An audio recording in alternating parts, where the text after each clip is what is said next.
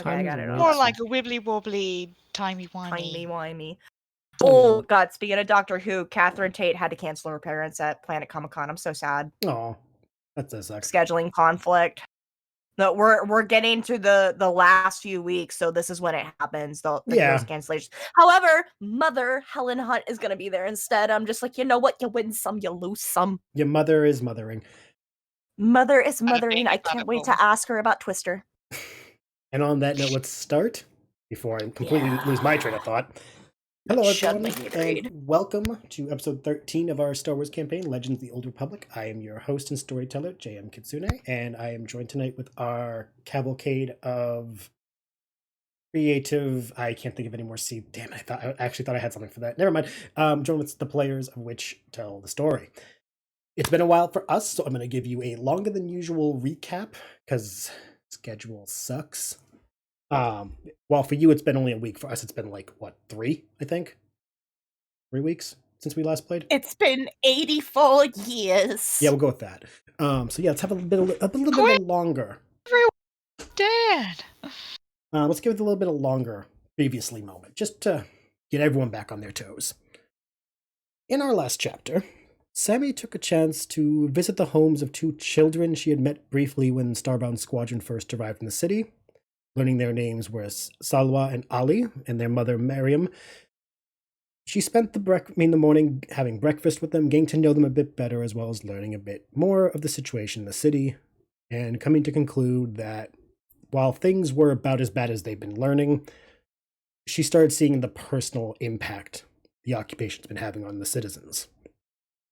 Including that Miriam's husband wasn't killed by Jafan's men. Instead, he was carbon frozen and left as a trophy for Jafan as a reminder, the citizens, what happens to those who try to rise up, rebel, and overthrow the current rulers. This lit a bit of a new fire in Sami, coupled with the one that was already there, her resolve growing for the liberation of this place, but more so now due to the information about those who stood up for themselves. Realizing that there was resistance in the beginning. It wasn't just a moment of everyone just bending the knee. Meanwhile, back at the Grove Cantina, Bel and Hesper spent their breakfast discussing things they wanted to do to their ship, the Jet Kata. Once things had settled down, they decided both of them were going to tear that ship apart and make sure it ran on their standards. Some of those things were comically ironic, other of those things were genuinely practical. And on her way back from meeting the family, Sami decided to swing by Runa Thul's shop to see how her outfit was coming along. Thought it'd be quick in and out, though she was treated to more of Runa's kindness. In that Runa not only had most of the outfit ready for her, but also decided to give her a quick trying on to make sure the outfit was exactly how Sami wanted it. During this time, the Padawan overheard someone enter the store, and Runa told her to wait in the changing room and she'd be right back. Hearing voices from the front of the store and doing a little bit of spying on her part, the young Twi'lek realized the customer in question was Ragnar. The two were both feeling pretty awkward for different reasons, while Runa definitely added some layers of awkwardness for them, not for her. She was in a ecstatic state of mind. It seemed that Ragnar wished to add the Wookiee Gurakadar's pelt to his outfit for the party. This was something that Runa had no problem helping, though said it would take a little time, and he could come pick it up upon its completion like everyone else's outfits. Back at the Grove Cantina again, Bel had a quick chat with Kandra and Rix regarding the state of things, as well as making sure it was known that the party, despite their growing pains, had it in them to see the mission completed the best of their abilities, and that while they were there under the auspices of their kindness, free of charge, room and board wise, they would offer what they could to keep things running smoothly for the 2 owners of the establishment. And after the 3 of them dispersed from their conversation, Kyrie decided to take this opportunity to open up to Bel. Her typically gruff and walled-off exterior came down a bit, accepting someone in the group was there for her, not only to cast not only to cast a lending ear, but assuage any of the tumultuous voices inside of her that would tell her that she was going to be the first kicked out if anything went wrong. Speaking of talking, on returning from Runathul's shop of tense atmosphere, Ragnar noticed that Bombyx was present and decided better now than never take his chances in making apologies for things he had done. Going as far as to give her back her blaster that he had dismantled, but then fixed and worked on. She was a bit hostile in the beginning, laying into him rightly and justly, letting him know that his behavior not only bothered her, but left a reasonable rift between most of the group. She was willing to accept that he understood how wrong he was, not writing him off entirely, especially when he made it known that his lack of understanding for those around him from different cultures definitely played a part in his inability to see things from everyone else's perspectives. And she couldn't help but acknowledge that his handiwork on her blaster was kind of nice. Man knows his way around arts and crafts.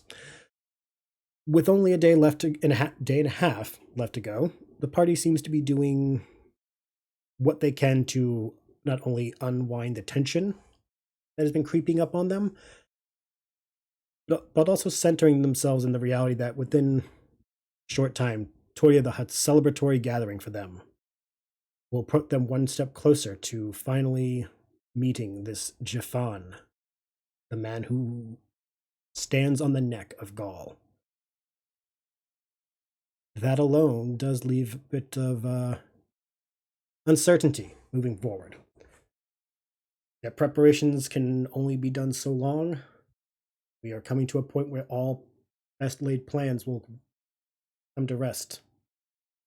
And we will pick up now where they left off.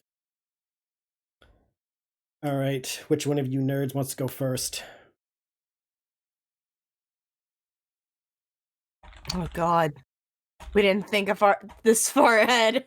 No, actually I didn't think at all. I thought as far as to which playlist I wanted, and that was about it. Me. Yeah. Hang on, this is day 2 still. Yes, this is Day part 2, so part 2 of day 2, so from like mid-afternoon till evening. Okay. last I remembered. Sorry, you go first. Oh, LOL. LOL. Bombyx is gonna take her new toy and shoot some stuff.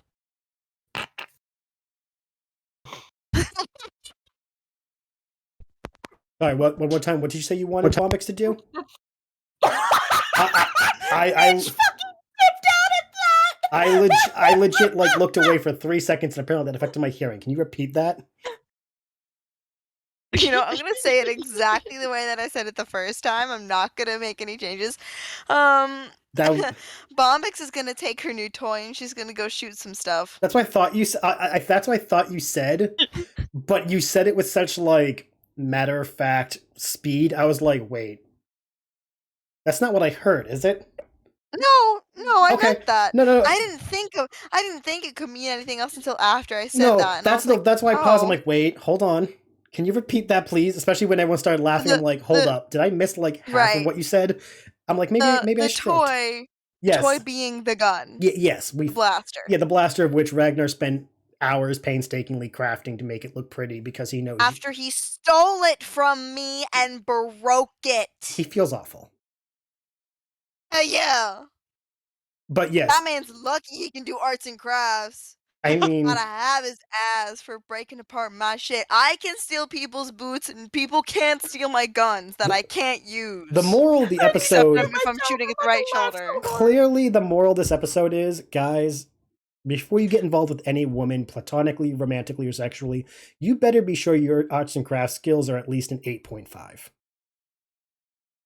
At least. Specifically, a woman with thick eyeliner. I was just gonna say any woman, period. But yeah, if you want to make it specific, if you want to specify it. No, I think it's specifically women with heavy eyeliner because my parents, My mom is the one that's handy and does the arts and crafts. My father makes up for it in talking to people that she doesn't like and doing the technology. It's really about balance. Yeah, But for a woman with thick eyeliner, you better have a bedazzler on hand at all times. no, I fully agree with that. But anyway, that's what Bombyx wants to do. That's what Bombyx is gonna do. We can work on that. Did you want to do it in the basement, or were you gonna go somewhere specific? Like, ooh, I want to go like in the back alley, set up a bunch of like broken bottles and shit. Like, what was Bombyx's idea of like how she was gonna test it? I know I'm asking too many Okay. things for you. I know you like simple, but like I gotta set the scene. No, that's fair. I think she's gonna because this is like immediately after her conversation with Ragnar. Yeah, this is like we'll say at and most she an pre- hour. Yeah, she shot like right next to his head just to intimidate him, but she's a petty bitch. So she's gonna go now, give me a second on this. She's gonna go down to the basement wherever The like the scene of the training area crime. is, that the scene of the crime, and she's not even gonna like care about where she's shooting. She's just like she set up like some like just like the cleared the wall a little bit, and she's just letting out rounds just to make a ruckus. Okay. Kind of trying to trigger people in the house, like intentionally. She wants to freak them out. Jeez. So she's just letting it rip, doesn't even care. And then she does that for maybe 10 minutes? 8 minutes? 8 minutes, Okay. 10 minutes. And then Wait, you she said goes out to the back alley and sets up some trash to actually try to aim good, which she's not good at. I want to so. say that, I but want she'll you. try it outside. I want you said about 8 to 10 minutes. Mm-hmm. I want you to your choice. Roll either a D8 or a D10.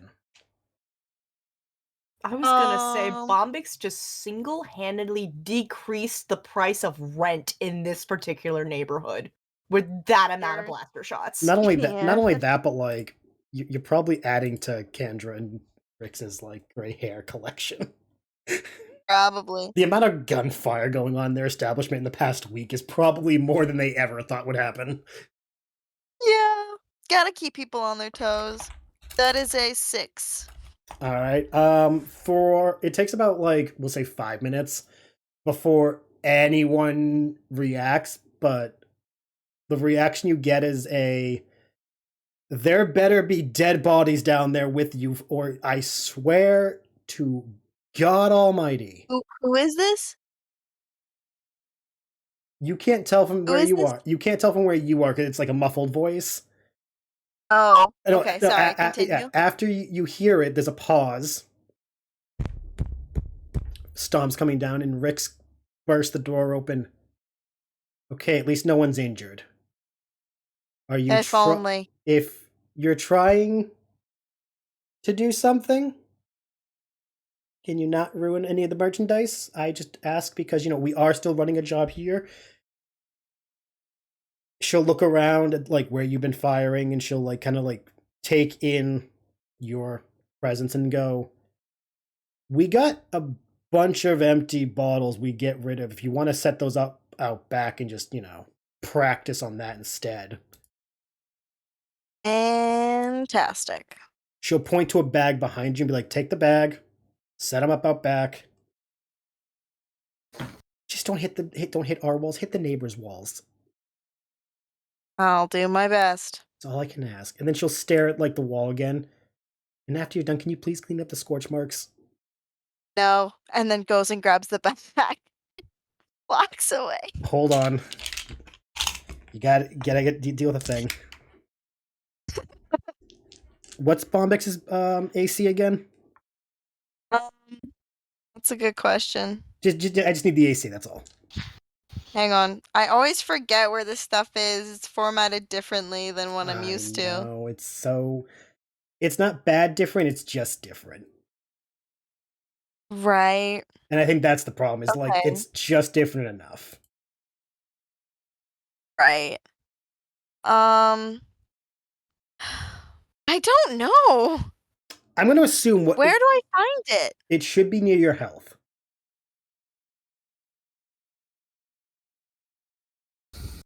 Like it should be with should be with your class and all that. That is so weird. It's not. Yeah. So if you look at where you have proficiency bonus, initiative, armor class should be there. There it is. Oh, good God. That's a 14. Okay, so yeah, she does beat yours. You're like right near the door and you just feel a hand grab your wrist and just tighten around it and goes, I understand you guys are dealing with a lot and I understand what the walking metal box of anger has pushed buttons. I am asking for Kendra if you could just do that one thing. We aren't charging you room and board. We're letting you eat for free here. I'm not saying do it now. I'm just saying, could you clean up when you are done? I emphasize I am asking. And she like locks eyes with you in a way that kind of feels like a mother would. And while it's been a while for Bombyx, she does remember when a mother speaks a certain tone, that sense of, oh, I may have crossed a line. That just pisses her off. Homegirl's got mommy issues. So she just like tugs her wrist out and she looks like she's gonna say something absolutely revolting, and then she's like, hang on. My bestie wants me to choose peace. I know I'm off my rocker right now because my bestie is not here to peer pressure me into choosing peace. So she kind of like holds back, tilts her head a little bit as she thinks. When I'm done, I'll make sure there's minimal visible damage. That's all I can ask. Just so we're clear, this wasn't my idea. This was peer pressured. And she's referring to them staying here and taking up the facilities. Oh, she gets your meaning. She goes, I get that. I just assume you would never leave your place a disaster after you made a mess. That's all I'm kind of pointing out. This is the wrong girl to say that to. Homegirl. No, she's saying she's saying it in a guilting way, like a parent's like, well, I bet you wouldn't want to live in a pigsty, would you? That's the problem. She would. Homegirl does not have her life together. I don't think she ever has. But she'll just give like a absolutely. But in the back of her brain, she's like, I do not relate to that whatsoever. And then just drags the bag of trash to go and shoot it outside. All right. As you go, you can hear the clanking of empty glass bottles. Everyone knows the noise when you take the glass to be returned, the bottles, and you're just clank, clank, clank, clank. You pass by everyone else who's on the main floor and just kind of, they all give you a look of, okay, it was Bombyx letting off 5-10 minutes of live fire rounds in the basement. That can't be good. Casually, you know. You head out into the back, set up all the bottles, make a pyramid of bottles, maybe lined up like 5 or 6 next to each other. Roll 5 attack rolls. Okay, OMG. To see how bad or good your aim is.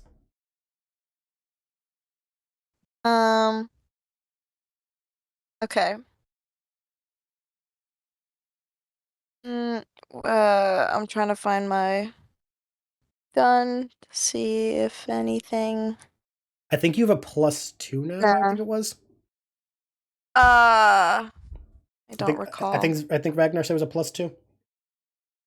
Okay.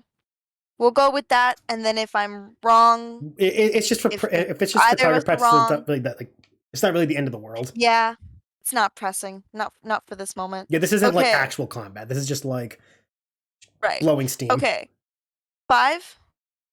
All right, 5 rounds. Yeah, 5 rounds. Okay, that first one was a 5, very in character. Ooh, next one's gonna be a 16. She imagined it was the right shoulder. Whose right shoulder is the question? That's the beautiful part. You get to decide. Everyone at home has their own right shoulder. 7. Okay. That's 3. So 5, 16, 7. 2 more. LOL. 4. Okay. These 4 are for 4. remarkably in character. I love that you get a 4 on your 4th roll. I was gonna say, that folks. was cute. 11. So appropriately low. So the hitting of them like individual bottles, not easy. You miss each of those. The pyramid of them though, you do hit dead center and you kind of like make them all fall over. And it's then when you realize, okay, Ragnar did make the blaster better.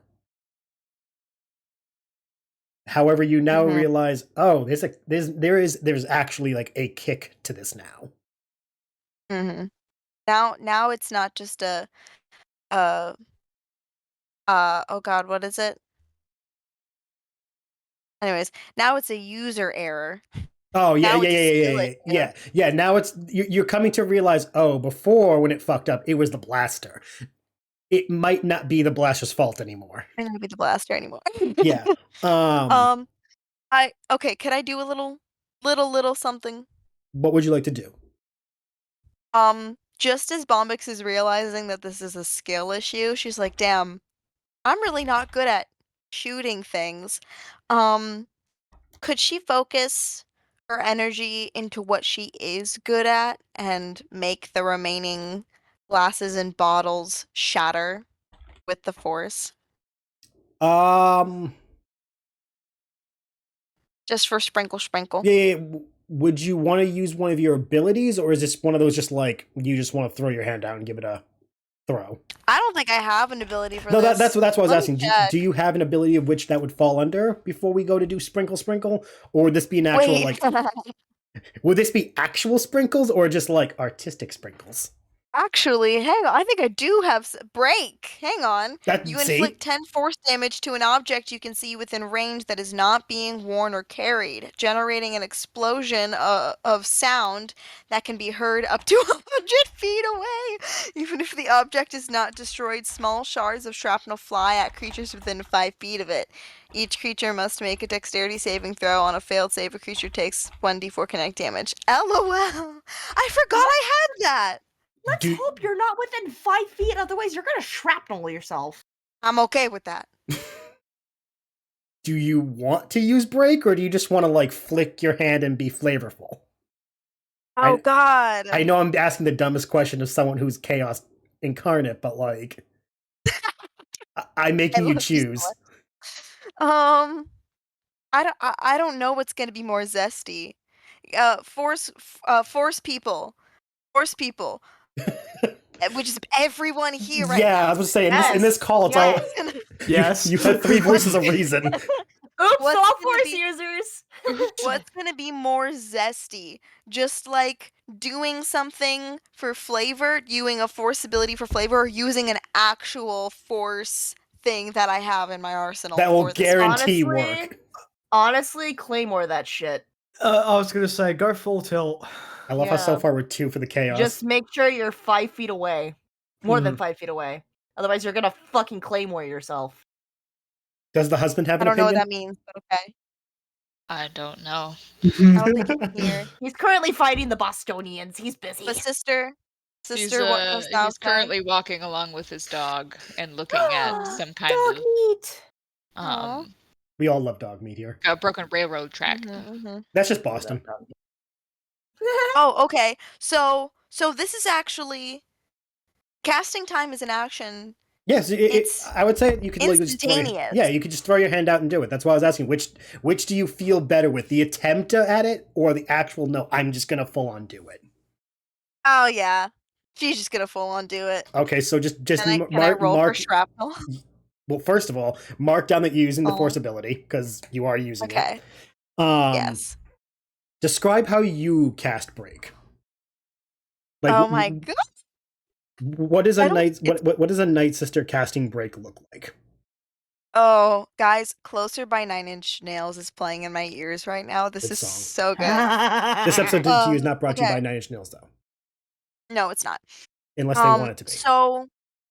So the round of fire in the basement was to prove a point. Yes. The round in the trash, towards the trash, was to make a point to herself. Or to kind of ask a question about herself. Gotcha. Because she's been a protector and a bodyguard, and now she's back to being something dangerous. So when she tests out the rifle to get a feel for it, she's like, "Oh, okay. This is she gets the first shot, it's awful. Yep. She gets the second shot, it's damn good. And then every shot after that is a pretty solid Meh. Mediocre fire. And the pyramid that she stacked, like maybe the first 3 bottles on the top fall off. So it's very unsatisfying. And with barely any sound of shattering after she just flooded her ears with the sound of blaster just echoing in a chamber for 8 minutes. Yeah. It's like a tug. Like there's a hook in her chest and it's pulling, and it's like, and you need to get that hook out. It's not satisfying. So she just like sets down the rifle and looks at the glasses and scans the area. And she thinks, I'm not good at that. And then fully drops it, and the gun clatters to the ground. Click, click, click, click. And she doesn't even really raise her hands. Her shoulders move up and her head tilts down into the side, and her arms start to curl in and her hands curl into claws before almost making a fist, and the glasses and the bottles just tremor and tremble. And there's, within the wind hitting the glasses, there's almost a choir of whispers. It might be the glass, or it might be whatever Bombyx is bringing out. But then she just lets go and like flexes her fingers down to the ground, and all of the glasses shatter in a line, in a horizontal line across the ground. I love it. I love it. I need you to do 2 things for me. Yes. 1, roll for shrapnel damage. Heck yeah. 2, I need you to roll a wisdom save. Oh. Okay. Oh god, where was it? I have to make a dexterity saving throw. Ah, no. I'm taking the damage. That's 1d4 kinetic damage. Okay, so just 1d4. Okay. It's funny you shared that. Is it a 4? It's a 3! That's fun. Okay. Oh my god. Give me that wisdom save. And then a wisdom save. Yep. Where's my stuff for a saving throw? Should be... Here it is. Okay. Hey, I only get a 2 for a wisdom saving throw. That's really sad. Hey, for some people, level 2, that's actually pretty good. Like, Okay. as the person who's given Hannah so many wisdom saves, I feel like a 2 is great for some people. Okay, heard.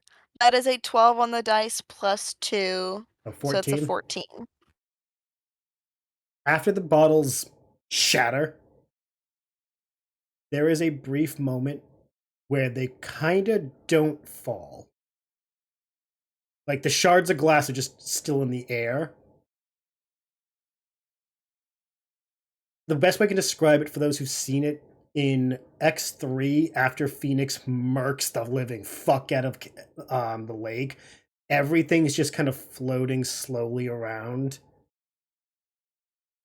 There's no sound around you, Bombyx. Like, it's as if you are in a deprivation chamber. Even your own breathing can't be heard.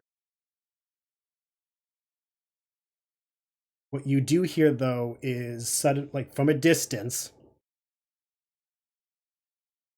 padding of feet and the flapping of wings. Can I follow it? They're too far away to know where they're coming from. What? As you try to focus on it, though, you feel something you're not used to. You feel a twinge of fear going up your spine. Because after those sounds cut out, you hear 7 whispers.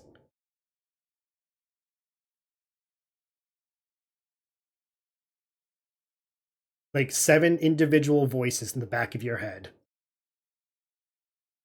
Remember the tenets. Remember your oaths. Remember what you are. And then silence again, and all the glass hits the ground. Oh my god.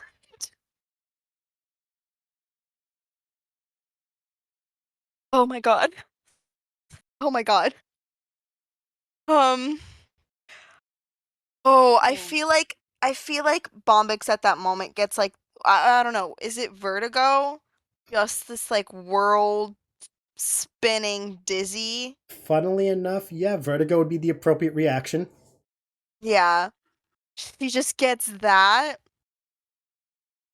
And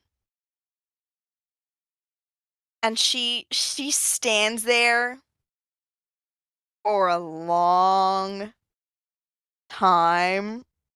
Roll me a perception really quick. Actually, oh good god. While you're like standing there, roll like a perception, because Bombyx is, yeah, she's standing there, but like her body's clearly in a oh no, oh no, oh no, oh no. Right. Oh good god. Because those that's weren't people whispers, those were Dathomirian whispers. She knows that sound. What you get? that was a 5? Out of the corner of your eye, no matter how much you turn, it's always on the edge of your peripheral. You swear you see what looks like an owl fly. Like every time you turn your head, it's just on the edge of your vision. You don't get to see it no matter when you move. It doesn't stay like where it was.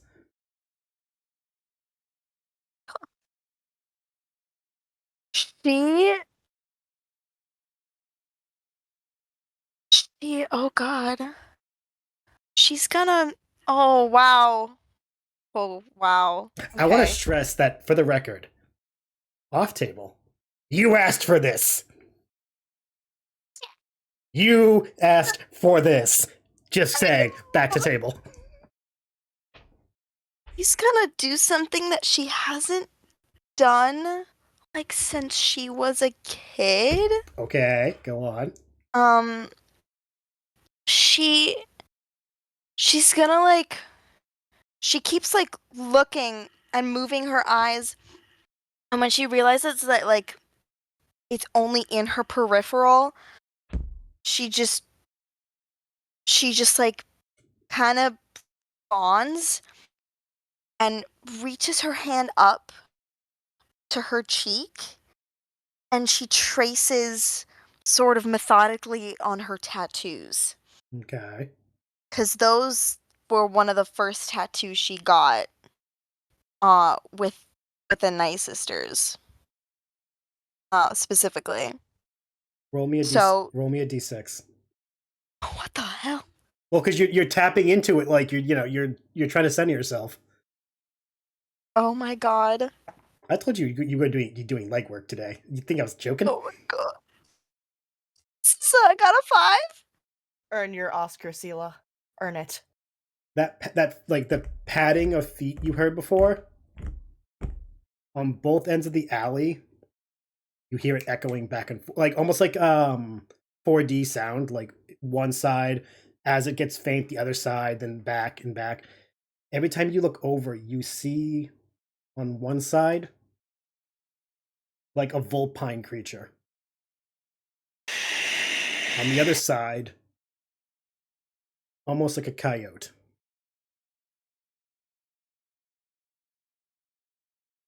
And then as you're rubbing your tattoos,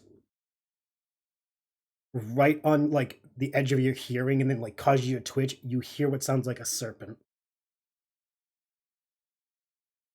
And then before it all goes away, you hear the cawing of a crow, and then it's all gone. You are left alone in the alley again. None of the sounds are there. All the sounds you can hear are the sounds of Gaul. Whatever that was has passed. Kitsune, fuck you. I just realized what you were referencing. Do you, though? I watched Agatha all along. I referenced quite a few things, though. Not just that. Also, remember how before the session I told you, like, I had to scale back a lot on the spooky shit? Don't go full throttle. Oh my god. Bombyx, once it, like, all goes away, she looks to her left, and then looks to the right. And then that's when she sees her hand on her cheek. It was like a subconscious self-soothing, and she pulls it away, and something inside her tries to harden, Mm-hmm. and she just goes, "It's just bedtime stories. It's not real. It's not real." And then she goes inside, quickly grabs rags and stuff to clean up the basement, all while going, "It's just bedtime stories. It's just bullshit. It's not real." Plot twist, Rick's knows And that's Death and Mary Bombyx Legends. for today. Plot twist, Rick's knows Death and Mary Legends she's fucking with you just to get you to clean up. Imagine. Oh, you would be so traumatized. You'd be like, oh, I have officially fixed my mom issues. But yes, you go back to cleaning as you promised you would now. Anything get out of that alley. After that alley, no, cleaning sounds great, doesn't it? Yeah, she had no intention of actually cleaning down there until she's like, "I don't want to be back here anymore." Cleaning's safe. Cleaning is home. Cleaning is good. Cleaning brings me closer to best friend, even though we're far away. But yes, you go back to cleaning. Okay. During all this, where do we find Sami, Bel? What are you two? What are you two up to? Whichever one of you wants to jump in first, or both at the same time. I don't know. I haven't seen you two do anything together in a while. I mean, the last thing. Whichever. Sorry. Oh. Don't make me rock, paper, scissors this shit, man. I get competitive. Yep, Sami won. Oh, God. Okay. Because the last thing I remember her doing was scaring the absolute shit out of Ragnar. Which was delightful, by the way. Loved it. Just that whole, I just got scared by the goth girl, turns around, oh shit, where'd you come from? It's like that scene from The Office when Dwight turns, fuck! Listen, everyone has that skill. She's just walking in with an elaborate dress box and everything, and she's just like, I remember she like tilted her head and I'm like, what the fuck are you freaking out about? And then yeah, because Sami walks in right after Bombyx throws her moment. Post Bombyx shooting the wall. Yeah, you didn't see any of it. You just came at the end. You're just like, sup? Yeah. It's like, I just got my dress here and stuff, and I know she was going upstairs to put the dress away. Yes. That is what I had down for your notes. Trying to figure out how to segue this into talking to Bel for a bit, because I have only one other thing planned, and that's with Hesper. Oh, okay. Well, just while you're thinking about Bel, where are you? Just so we have like a frame of reference. So, Because last we saw you, you were talking to Kyrie. yeah, Bel is actually is already awake. So this is the start of the second day, right? No, this is This is afternoon. the midway point. Yeah, we're doing the second half of day 2. Okay. You talked to Kyrie like pre-lunch. Okay, so if I remember correctly, I still have to collect my suit. Yes. So Bel was actually is fixing to do that later. But currently he's in the kitchen getting some lunch. So he's currently in the kitchen, Okay. eating away. And like, is there like? No, just saying that we just want to know where he was. So now, Sammy, now you know where Bel is. Yeah. Also, the way up to the rooms and stuff, is that through the kitchen? I've never described it, but yes, because like it's very much like those restaurants that have the homes above. Mm-hmm. You would go either through the kitchen or through the back of the restaurant to go upstairs. Mm-hmm. So yeah, you could be cutting through the kitchen to go upstairs. Yeah. Also, second question. Do we hear the barrage of gunfire going on down in the fucking basement? We'll do a retroactive perception roll. Because you were a floor up. You were more than one floor upstairs. Yeah. So you may have just heard muffled noise. Yeah. If anything, you heard... Perception check, you said? Yes. Oh, that's a 10. You hear muffled noise, as I said. You more so hear Rick's yelling, "There better be corpses in the basement," after I heard that. And you're just thinking to yourself, I'm not gonna, that's not my circus, not my monkeys. Mm-hmm. Because if Rick's is handling it, why would you jump in? Mm-hmm. If Rick's calls for help, then we play the go help. Mm-hmm. But for now, but for now, you've got your dress. You've got other shit on your mind. But I did clock Bel in the kitchen as I was heading up. Yeah. Yep, with Dinah. All right. Wait, what? I was in the kitchen with Dinah. Move on. I made a bad joke. I am so fucking confused. I'm gonna head up, drop off my shit. Yep. Because I'm remembering the conversation I had at Miriam's house earlier. Lovely conversation. About her Lovely husband. woman. And she's like, oh shit, I've only told one other person so far, Ragnar. Might as well start informing other people so that everyone's in the loop of how fucking important it is to liberate this planet. Yes. I will head back downstairs to the kitchen to talk to Bel. Yes. Are you going to try spooking him too? You guys making lunch. He doesn't, he's not looking at you as you enter. You know what? Why not? Okay. 2 for 2? I mean, after scaring the shit out of a Mandalorian, Sammy's just like, oh, I still got this. I'm gonna see if I can go scare an old Jedi Master. Okay. What is Bel's passive perception? What does Sammy need to be? 17. Ooh.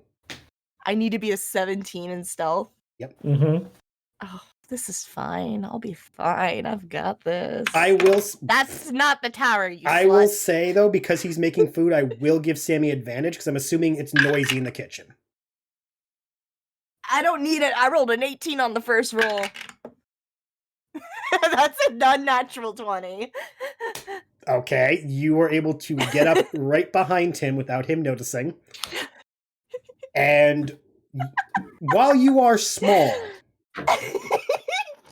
you definitely have the cat-like reflexes of a Twi'lek that can get you across a room without notice. And it is at this moment you realize you haven't done this to an adult Jedi since you first got picked to be a Padawan.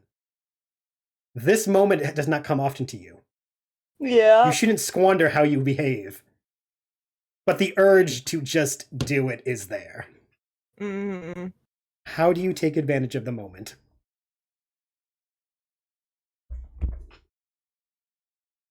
He's making food in front of him, yeah. Yeah, I have to He know. has, he has like a nice little plate with a sandwich and I everything on have it. to wonder for my sake, does Bel sing when he makes food, or is he one of those just like, I'm locked in, I don't make noise, I'm dead silent? Or is he one of those like, I'm humming a tune and in my own little bubble? We all know people who He's do that. singing. Of course. So yeah, It's not like full on belting in No, the kitchen like I do sometimes. No, it's just like, you know, you're humming a jaunty tune. Yeah. Yeah, you're just in the mood. Yeah. This can only go three ways, and I love all three ways. I'm gonna be such a little shit. He has like a plate of food in front of him, yeah. Or Oh. like working on something, he like sets something down to turn to go do something else. Yep. Whatever he just sat down and turned away, and he used the force to levitate it, to move it 2 inches to the right. Okay. The object slides across the counter. And when he turns back to where he was standing and notices it's not where he placed it, Bel. Let's see how long I can do this. I know I'm trying to reconnect, but doing a...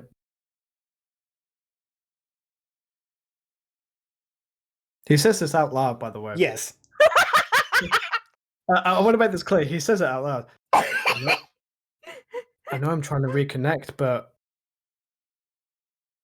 moving objects while I don't mean to. That's a new one for me. He's focused on that object, yeah. Yes, he is. Yeah, he's currently like, and then he like brings it back just to be like, stay. Whatever was on his left side that he's not focusing on, I want to move that 2 inches to the left. Oh, we will say that because again you are distracted. I need you to roll another stealth to see if you can like not be seen doing this. Okay. Oh fuck! That's without it. Is that still with advantage? I would say he's still distracted. Oh god! Natural fucking 20. It moves. Bel, after you've placed it back where you put it the first time, you move to grab the thing on your left side, and that has now moved to your left. The gaslighting is getting strong. I'm having so much fun right now. Okay. One of two things is happening. Bel's passively using the force, or this kitchen's haunted. Which one's scarier? At which point he will say, "Okay, force. I know it's been a while since I've last reconnected with you, and I'm trying to do this gently. But if this is you, this is some cruel joke, and I'm not appreciative of it because I'm very hungry." Hold on. Is there anything I could do just to make this even weirder? I hope there is, but I'm also wondering how far you can take it before it becomes cruelty. Oh god. The man wants a sandwich. I know. And as a man who just had a sandwich before. Wait, he's looking up, right? Yes. Yep. He's looking up. He's not looking at the sandwich. No, he's not. As he's looking up at the sky, I want to carefully levitate the plate of the sandwich around him and into my hands. I'm going to take away the advantage. That's going to be one roll because you are now moving it around him. Like, let's fucking do it. Either way, it's gonna be funny as shit. oh my god! No, but this point though is not active. I mean, it's not passive perception. It's not going. Bel, you need to actively percept. You need to passively percept this. I mean, actively perceive. I rolled a natural 1. Okay, but okay, hold on. I need Bel to actively roll a perception because now he's focused on like what the fuck is going on. So that's a 3 total he has to beat. No way. Okay, you are a natural 1. Yeah. Natural 20. The fucking Bel, as you are looking up, I love Dungeons and Dragons. you're talking to the Force, begging this joke to end. And as you slowly bring your head back down, you see the plate rising up, and it is now eye level with you. And you are staring at it as if like having a intent stare down with like a friend. Like, okay, plate, where the fuck do you think you're going? You do not know why it's floating, but you see it floating. I like the plate to inch closer to his face, like, eat me. The plate inches closer to your What's face. that one line from Inside Out? Eat me, I'm organic. Again, the plate inches closer to you as if on its own volition. How does Bel react to this kind of nightmare? I don't know if this would fall under nightmare or not. I'm just gonna grab the plate. Firmly or gently? Just like grab it gently, but push it down. I need you counter-level. to both roll competing strengths. Oh, God. Because I need to know how strong Sammy's force to hold it is versus your force to push down. I rolled a 15. That's a 19 on the die. There is resistance from the plate, but after a few minutes, you finally get to go down. When you let go of the plate, Sami, have you let go of the plate, or are you still trying to lift it more?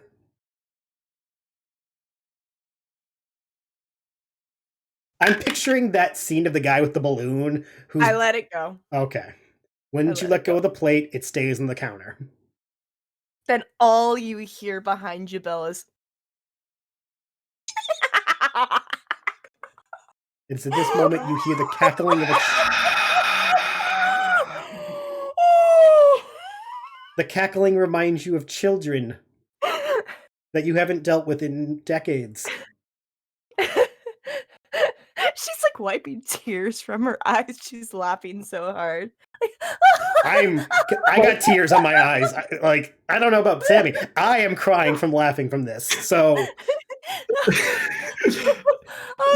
literally, I know the audience can't see at home, but basically I'm going to swivel in my chair around just to imitate what Bel will be doing. Just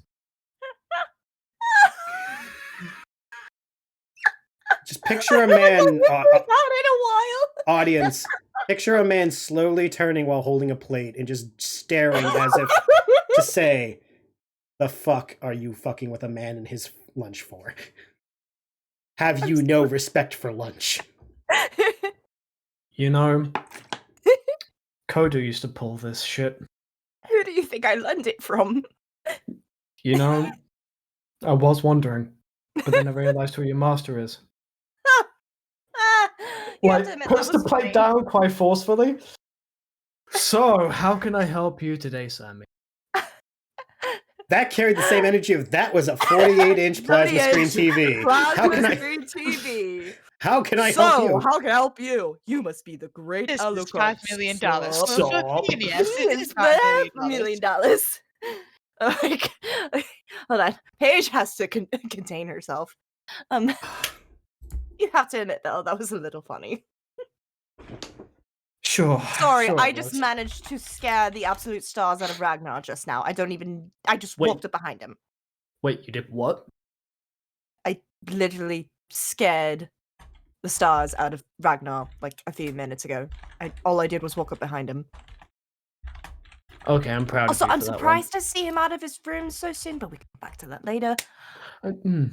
Well, I kind of took him. I kind of saw that he was moping in his room, and I took him out on a shopping spree. Oh. Yeah. Oh, so that's why he was at Runa's earlier. Yeah. I took him out shopping for a suit for the gala. I just wanted to cheer him up and take his mind off things.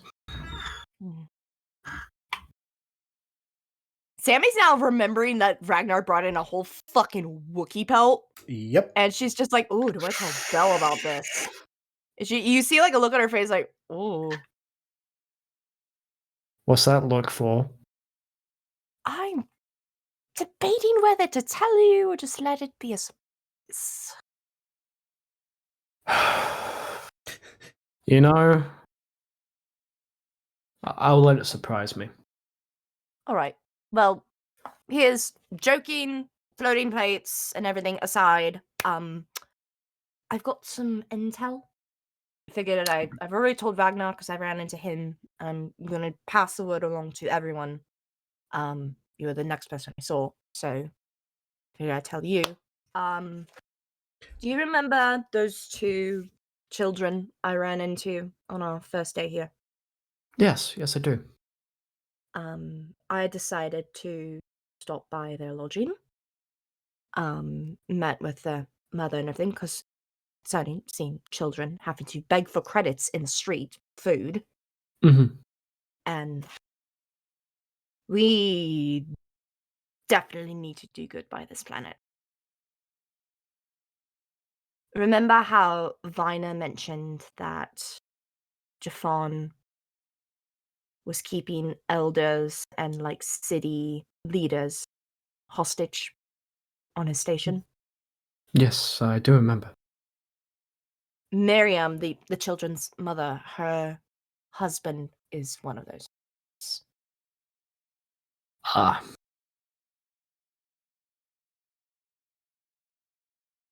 Well,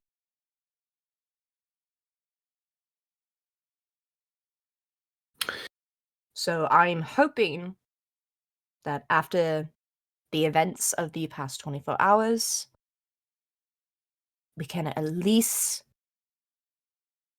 get along with each other enough to do right by this planet. I hope so too.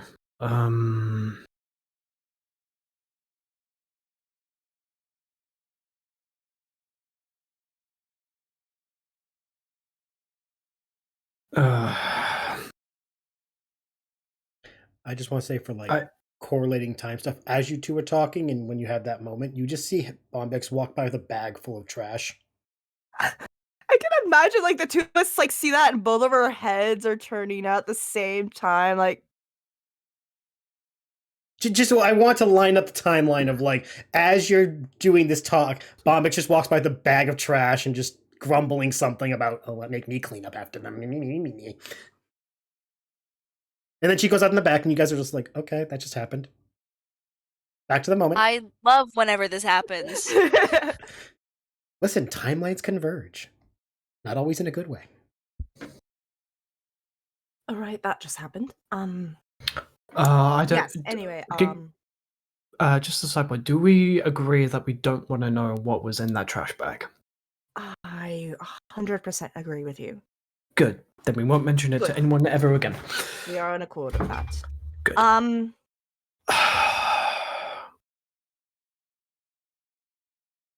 It is clear that Jafan is a stain upon this planet and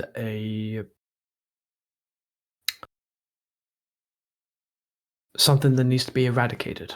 I think we say reparation.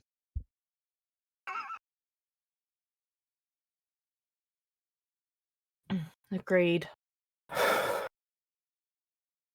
But if he does show up at the Hut's party, what is our plan of action? If him and the other 3 show up, what are we going to do?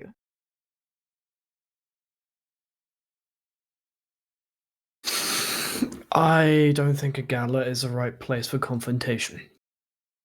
It's merely a gala from what it sounded like when everything was being planned at first. Then again, I've never been to a gala before. Don't Well, really have those at the temple. No, they.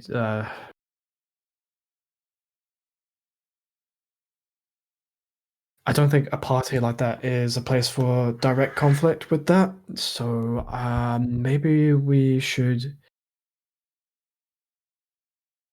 use it to curry more favor. Curry more favor, how?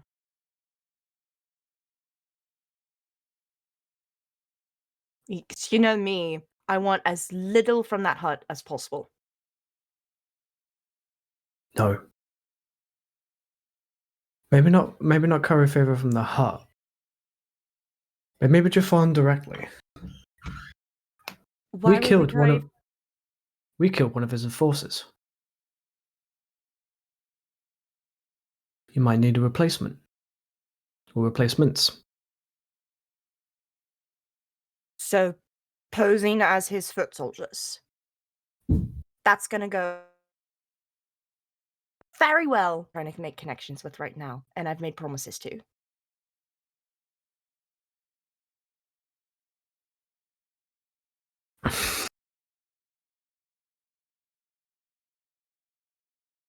I'm just thinking we can't go storming into a party and then suddenly go guns blazing or... I agree, so that's why I'm trying to figure out what exactly is our plan of action. Either we go in for the purpose of gathering more intel, but instead of intel on the people and the planet, we're gathering intel on the man himself, how he operates, how he conducts himself, gauge what kind of man he is. And maybe something we can use to our advantage.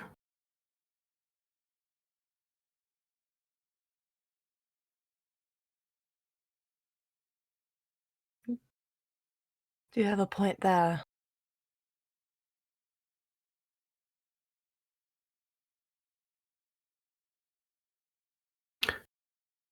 But at the same time, it might pose issues because his Mando enforcer attacked us. What if the Mando's going to be there? Do we even know if he got a good look on any of us, aside from Hesper? How far? Off table. DM. Yes. How far away was Core when he shot at Hesper? Was it in a good enough distance to be able to get a visual on any of us? Or was he like fucking American Sniper, like a mile across town with like the best fucking scope ever? He was close enough to know that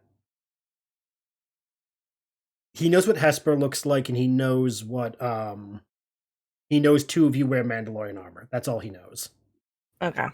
And he knows what Hesper looks like, as in red hair, the type of jacket, and like a general appearance. It's not like ooh, I can see her from a crowd. Yeah. Like I can accurately point out like the different specks of like color in her eyes or stuff. Yeah. Just like generic. Okay. That's a good question. Why does it take this long to come up? Well, we scared off the Mando pretty well. Before we could get a decent look at us. I mean, we absolutely laid quite a few shots. Well, you all laid quite a few shots, and then I somehow managed to dodge a shot. I still don't know how I did that. You know, I may not be a master, but I do want to say that seeing you grow in acclamation of the Force is... And through everything and maintaining who you are, but growing when necessary, I hope you know that I'm proud of you. And I know the Coder would be proud of you too.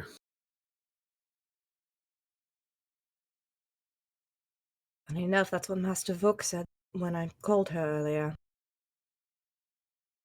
By the way, she says you owe her 50 credits. I don't know anything about that. What an insight check, this bitch. Go ahead, insight, I guess. Bel, persuasion, or what's it called? Deception. Thank you. Whichever. Just don't tell us which. You better be able to beat a 22, motherfucker. Oh, he's lying through his motherfucking teeth. It is at that moment, Sami, you realize, yes, old friends may fib now and again. It is very rare for a Jedi Council member to lie about something. She may have exaggerated for the sense of, like, levity, but, like, there is something Bel owes her. Like, there is something there. She may not be revealing the details, but Bel's definitely like, he's being cagey. So you don't owe 50 credits to a member of the High Council. I'll make sure to pass that information along to her when I see her at the temple again. That's not necessary, you know. Okay, it's not 50 credits. It was more like 45.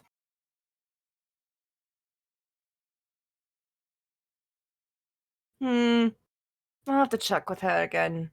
Oh, speaking of Master Volk, I just remembered, because I had contacted the temple, I didn't realize I could have danger with that.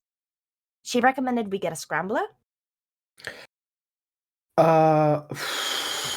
Scrambler's going to be tough to get. Well, In- I can't just activate my beacon every now and then. It could, who knows if anyone even listened in on my conversation with her. Well, I mean, I do have a jammer, but Oh, she specifically said a scrambler. Yeah, jammer would make it impossible for you to send out communication. maybe you and I can go check out the store that I got the jammer from and maybe get a scrambler. Do that, sure. I love it's something we're talking about food, jam, scramble. Nuts. I feel like Mhm. Greg from that one episode of Over the Garden Wall where he just wants all the food.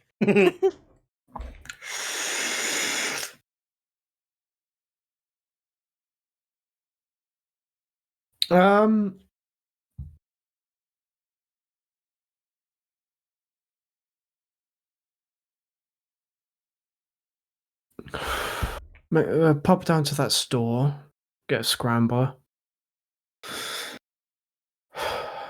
And plus, I need to pick up my suit. Oh yeah, you and Ragnar were the presences I felt leaving the store yesterday. That Yeah. makes sense that you took him out and about now. That's why I sensed the two of you. I just want to remind Sami that she felt a swell of anxiety when you sensed the two of them. Just want to remind her of that. And her like as she's singing that, her eyes are gonna go wide again as she's singing that, like, huh. That epiphany of oh wait, like I met epiphany. Runa. I now know what the feeling meant. Yeah, like it all makes sense. Then that moment of so wait, why was Bel anxious? Ragnar, I get. Why is everyone? Yeah, Ragnar, I understand, but why the fuck was Bel anxious? But yeah. This is an improv. This is a roll to determine whether Bel tells Sami something interesting or not. Dun dun dun. Secrets. This episode brought to you by Secrets. Tell them now. Share the tea. Share the tea. This one's piping Pour hot. the tea. What you don't know is while Not Sami hot. promised to not throw a mug at Hesper, she never made any promises to not throw a mug at Bel. I mean, I almost did throw a plate at him. Tell me the tea, you old man. How many times do you have to teach you this lesson, old man? Sami, can I impart something to you? About what? Well, there's no other way to say it, but I am trying to reconnect. With the Force? Yes. Oh, so that makes sense. Now it makes sense why you said all that when I was moving the plates and everything. What's making you want to reconnect? Honestly, this whole trip, this whole mission, has made me realize that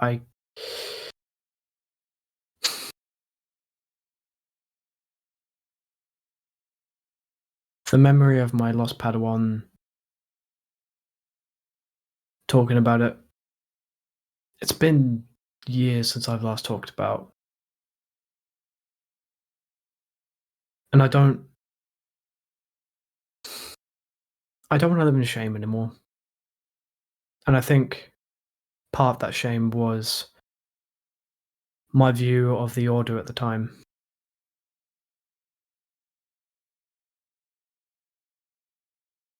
And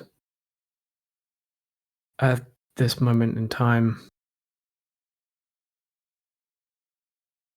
I actually had a slight reconnect and almost vision of him. Of your Padawan. Yeah.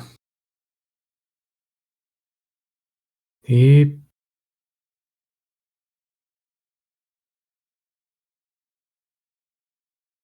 I didn't feel any guilt. I didn't feel any. I didn't feel anything negative from him when I saw him. He looked at me as if, like, to say, "I forgive you for what happened," and urging me to move on, as it were. That's what they teach us at the temple, isn't it?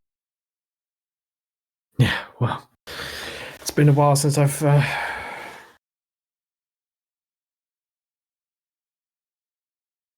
It's been a while since any of the Order's teachings had really sunken in. Would you like any help with reconnecting? I would be honored to receive your help. Don't expect me to call you master, though. You're not there yet. I don't know about you. I'll throw the plate in his face. Is there like a bread roll on the table or something? Not a bread roll, but like a full loaf of freshly homemade bread. I just want something that's not gonna hurt when it's just bops him in the head. You notice that on the counter there is a wet rag that's used to clean. Oh, I just had the perfect visual for this. Well, on that, she's gonna kind of like pout, and then the next thing you know, Bel, is a wet rag very lightly smacks you in the face and is like, you know how like wet fabric and like morphs to the shape that it hits? Also, like Yep. anyone who's worked in a kitchen knows exactly what I mean when I say the wet rag that's on the counter. Oh yeah. So, oh like, yeah. You're talking to a kitchen bitch. That's what I'm right saying. there. Like, you know exactly which rag I'm talking about. It's the one that like, Yeah. everyone uses. It's cleaned every countertop. It's just like, And it's got that very particular well-used smell that you're just like, yeah. And I imagine Sammy's like, oh, good, I didn't miss. I'm imagining with like while he says that you do the pout, but then you just like twitch your head to the side and then like flap. So yeah, Bel, you just got thwapped in the face. Oh. Thank you. You didn't have to say that in such a condescending way, you know. I know. But I'm grateful for the offer. And Bel's gonna look like a salt shaker on the counter. And Sami, you see as he reaches out his hand, and he's gonna try and move it ever so slightly. Just to be like, remember to roll a wisdom. Fuck you, you went out straight. The force heard you, was like, oh no, sorry. No habla inglés? Also, not Sami, a Padawan, teaching a force-sensitive smuggler and an old Jedi master how to use the Force. What's the saying? What kind of education system is this? What's that saying? The sign of a good student. I have 2 pupils now. The sign of a good student is being able to teach those around them. I'm teaching 2 people. I'd argue you're teaching more than 2. Oh my god. In her own weird way, Sammy's becoming one of the parents. That is a 21. 21. 21? It doesn't move to the degree of Sammy's antics earlier, much to your dismay. But both of you do see the shaker move maybe an inch. Very much like that scene, again, ripping off Marvel here, the very end of X-Men when Magneto's able to move the chess piece just a little bit before it topples over. Yep. And then it cuts to directed by Bryan Singer. Yeah. It's just a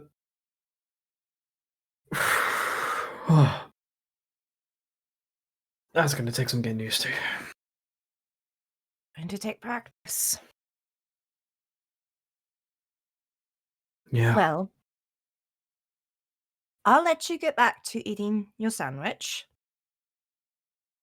I need to go meditate. Just let me know when you want to go stop by the store to search for that scrambler. Absolutely. And as she's walking away, just with like a nod of her head, she's gonna slide the salt shaker back towards Bel so that it lands in his hand. This one I won't make roll because it's not meant to be a tormenting thing. Mhm. It slides into his hand very gently, again, as if you were passing it to him. Mhm. And you can briefly feel a kind of like a bond you feel with Kodu form between the two of you as you leave. He's kind of starting to feel like that, okay, he may be a pain in the ass, but I can tolerate him. He's Grunkle Stan. Yeah, that's what I was about to say. Sammy's starting to feel that, okay, I can see him as an uncle. Maybe not like a full on I'll hug you uncle, but yeah, you're my dad's brother. I'm not gonna rat you out to dad yet. But you are on thin ice. Take me to Disneyland and I'm silent. Sammy's like, I got a bribery list and I am not afraid to use it. Just like I'll kill a man for a churro. Right. So die. At that point, as you're going up the stairs back to your room to meditate, you notice a very, very not disheveled, but out of sorts Bombyx lying back into the building, grabbing a towel from the kitchen and fleeing to the basement. With a speed unseen by either of you, almost like a hurricane blew through. And you are just near enough the door that you can poke your head back in, look at Bel again, and be like, we're not talking about that one either, are we? We're in agreement. Yeah, agreement. Yep. Just that. Let's check in with you later. Yeah. Goes upstairs.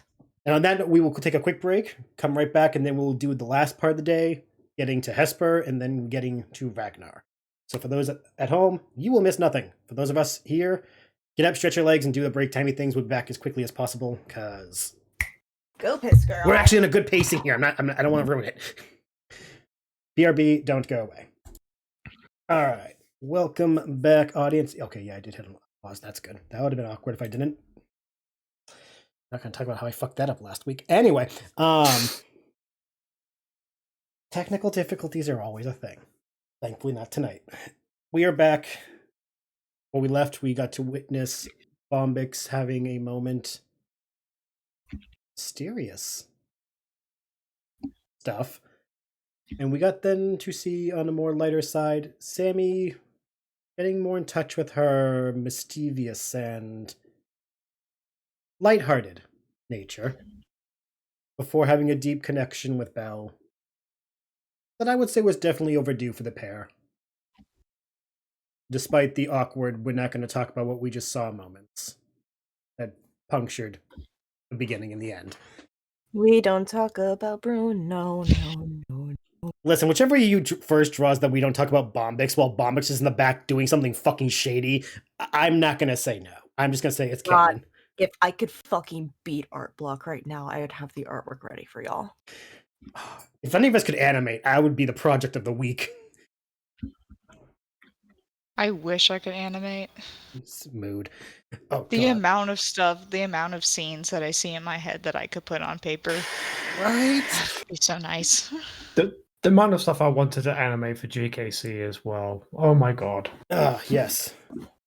To all of you animes out there, we appreciate you and we envy you at the same time. Just letting you know. Yes.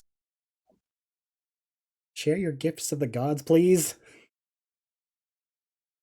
Ragnar, what are you doing after having been scared shitless by a goth chick and then a small Twi'lek? One violently and one just spontaneously appearing after the violent scaring.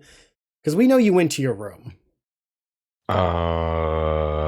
That's a very, very good question.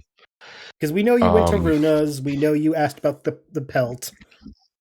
Yes. And we know that you did your best to make amends with Bombyx, and she kind of made your ears ring like a bell. And then Sami just appeared next to you and made you question if your heart worked properly. Oh yeah, didn't I? It's been a morning for you. It's been a morning. I think the last time I recall, and this is above table, I was like starfished on the ground. Yeah, that's kind of like where Sami found you. Yeah. That's where Sami found you, and I think that's where she left you. So for all we know, like you're just kind of just plopped on the floor still. Unless you did in fact go up to your room. I don't know. I'm not going to speak for your life. First and foremost, whenever he did decide to finally make it up to his room, he would go and shower first, because he's been out all night. Yeah, he kind of probably smells like dead Wookiee corpse, I bet. Yeah. For what it's worth, Runa didn't say anything. Yeah. So yeah, shower would be good. Yeah. And he'll realize his armor looks like garbage. Yeah, that's probably like covered in dirt and grime. Yeah. And maybe some viscera. Yeah. That's the word of the day. I think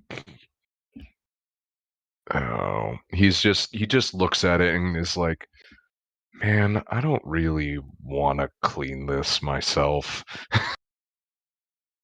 Because there's just so much. And I think it's not even from combat. No, that's what's even worse. It's from physical labor. Yeah, so it just is bad. So,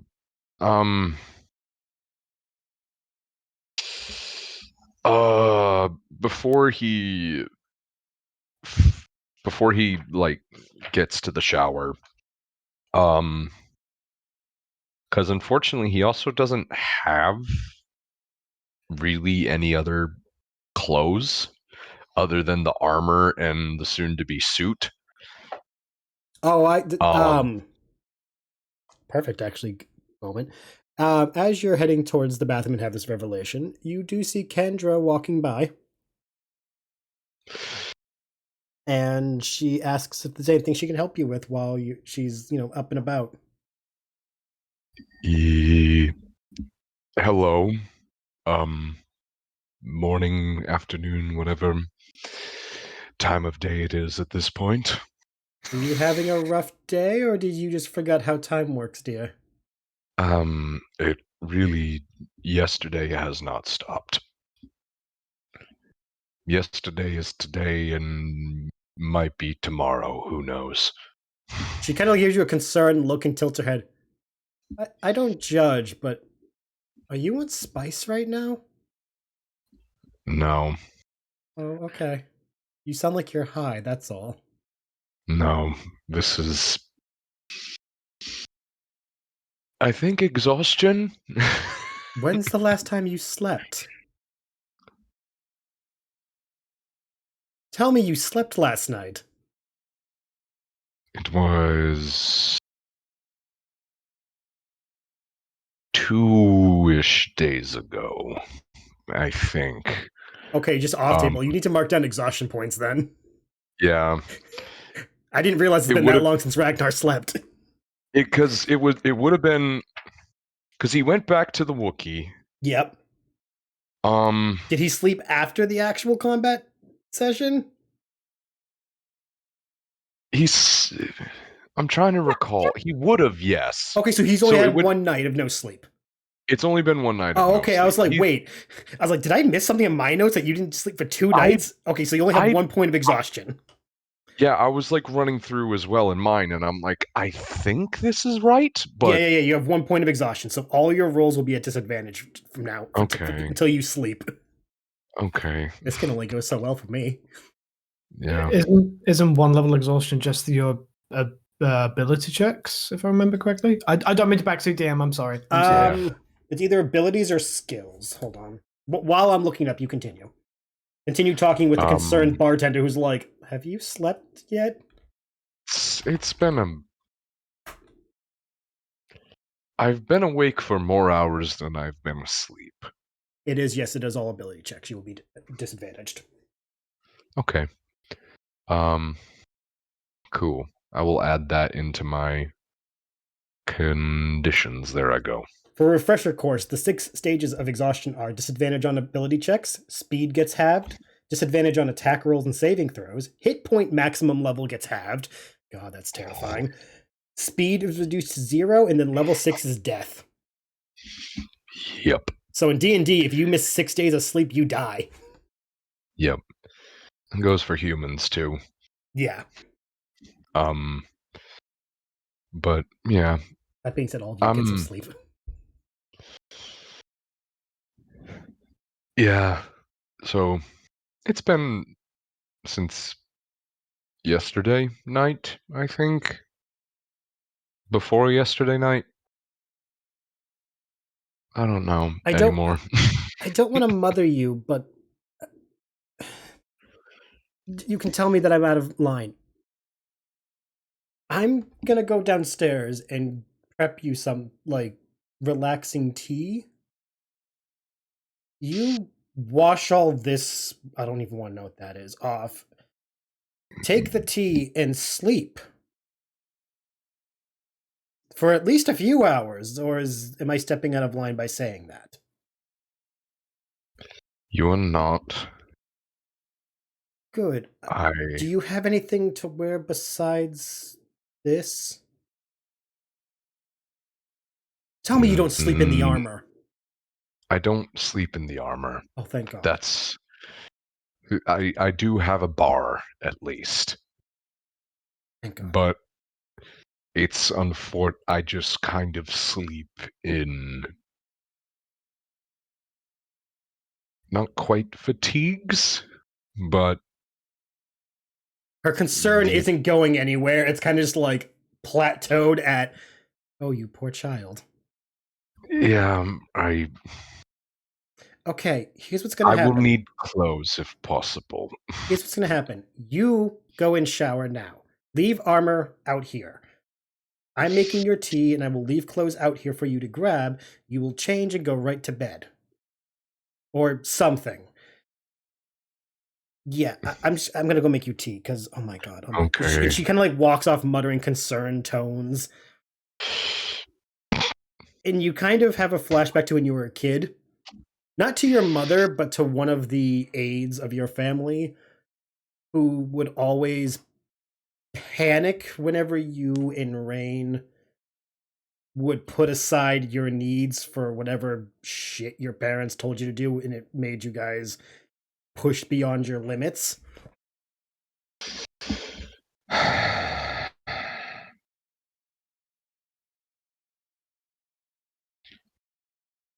He hadn't thought about that in a long time.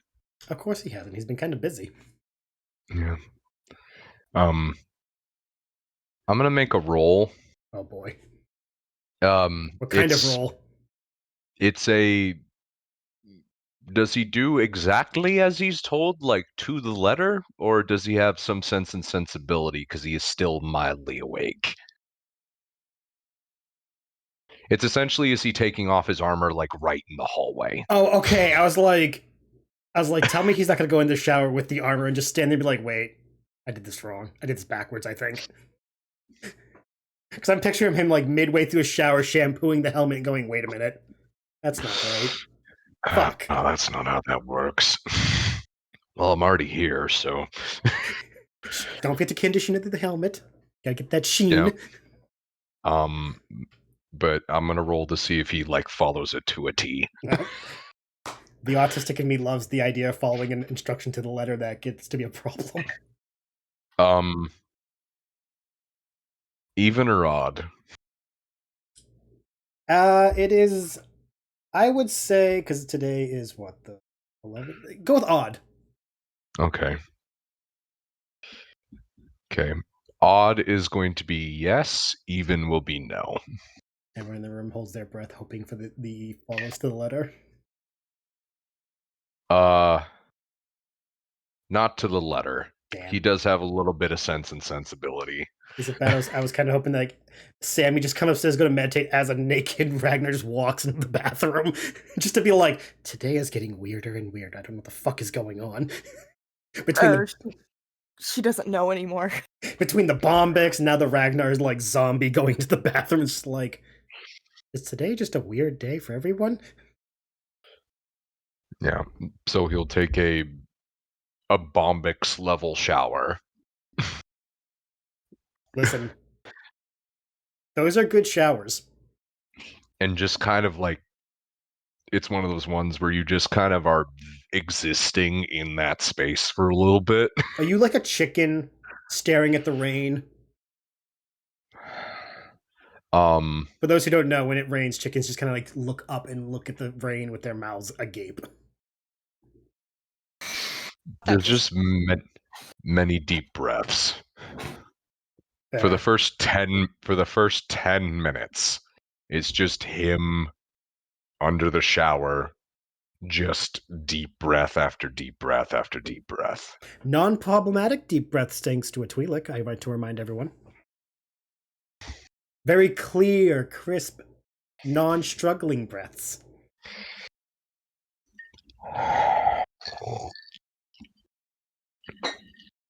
And it's very much he's realizing now how tired he actually is.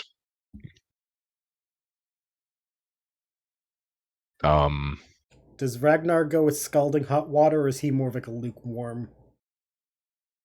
Normally he's a cold, but it's good for the muscles. It's good for the muscles, but the way he's feeling right now, heat is what he needs. Valid. Fires of Mordor it is. Yep. Smaug himself would be chilly. And then whenever that happens, he'll just make his way back out. I have to do this. Yes! My impulse will favored me. Upon exiting, you do see that your armor is gone. In a tray with your tea, and clothing is there. With a little handwritten note, Rix will clean the armor and leave it at your room when she's done. The only outfit they could find, hopefully it fits.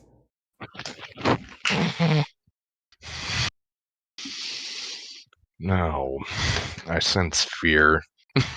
Do you want to sense fear, or are you comfortable with all this?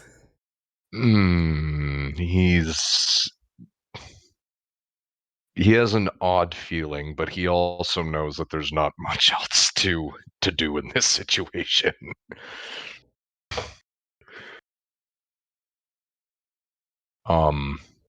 Whatever it may be, he accepts. So you are looking at a pair of mustard yellow pants, like Dijon mustard yellow, and a pink button-up shirt. This is for me. This is for no one but me. You gave me this, and I'm like, oh, I didn't know I needed this. I'm doing it. Oh, as an artist, I am taking notes right now. As an anime nerd, I am just living in my own little bubble. I don't know if these pants will fit. Roll a d10. I haven't used one of those in a minute.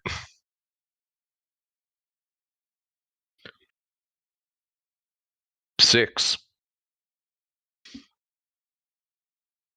They do fit, however, anyone who happens to see you will definitely know how much they fit. They are snug.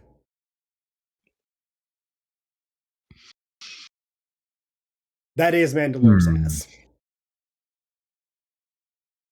Again, I want to stress off table. This is for me, just having a bit of lulls. This is not meant for anything else.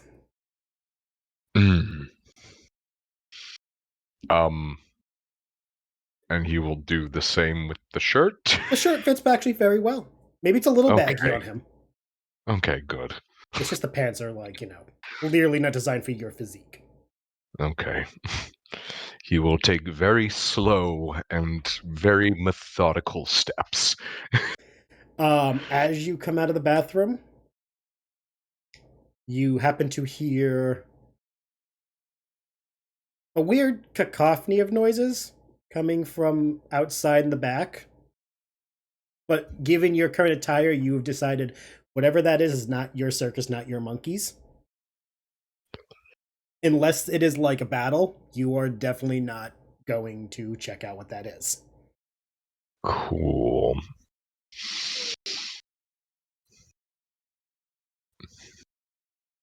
He's just gonna lizard blink for a second. Wait, you mean like the one eye then the other, or like? Yeah. Okay. Yeah.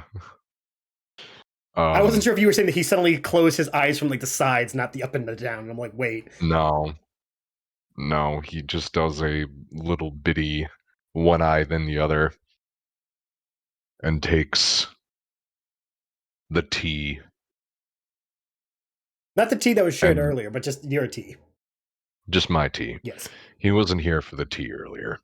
And is going to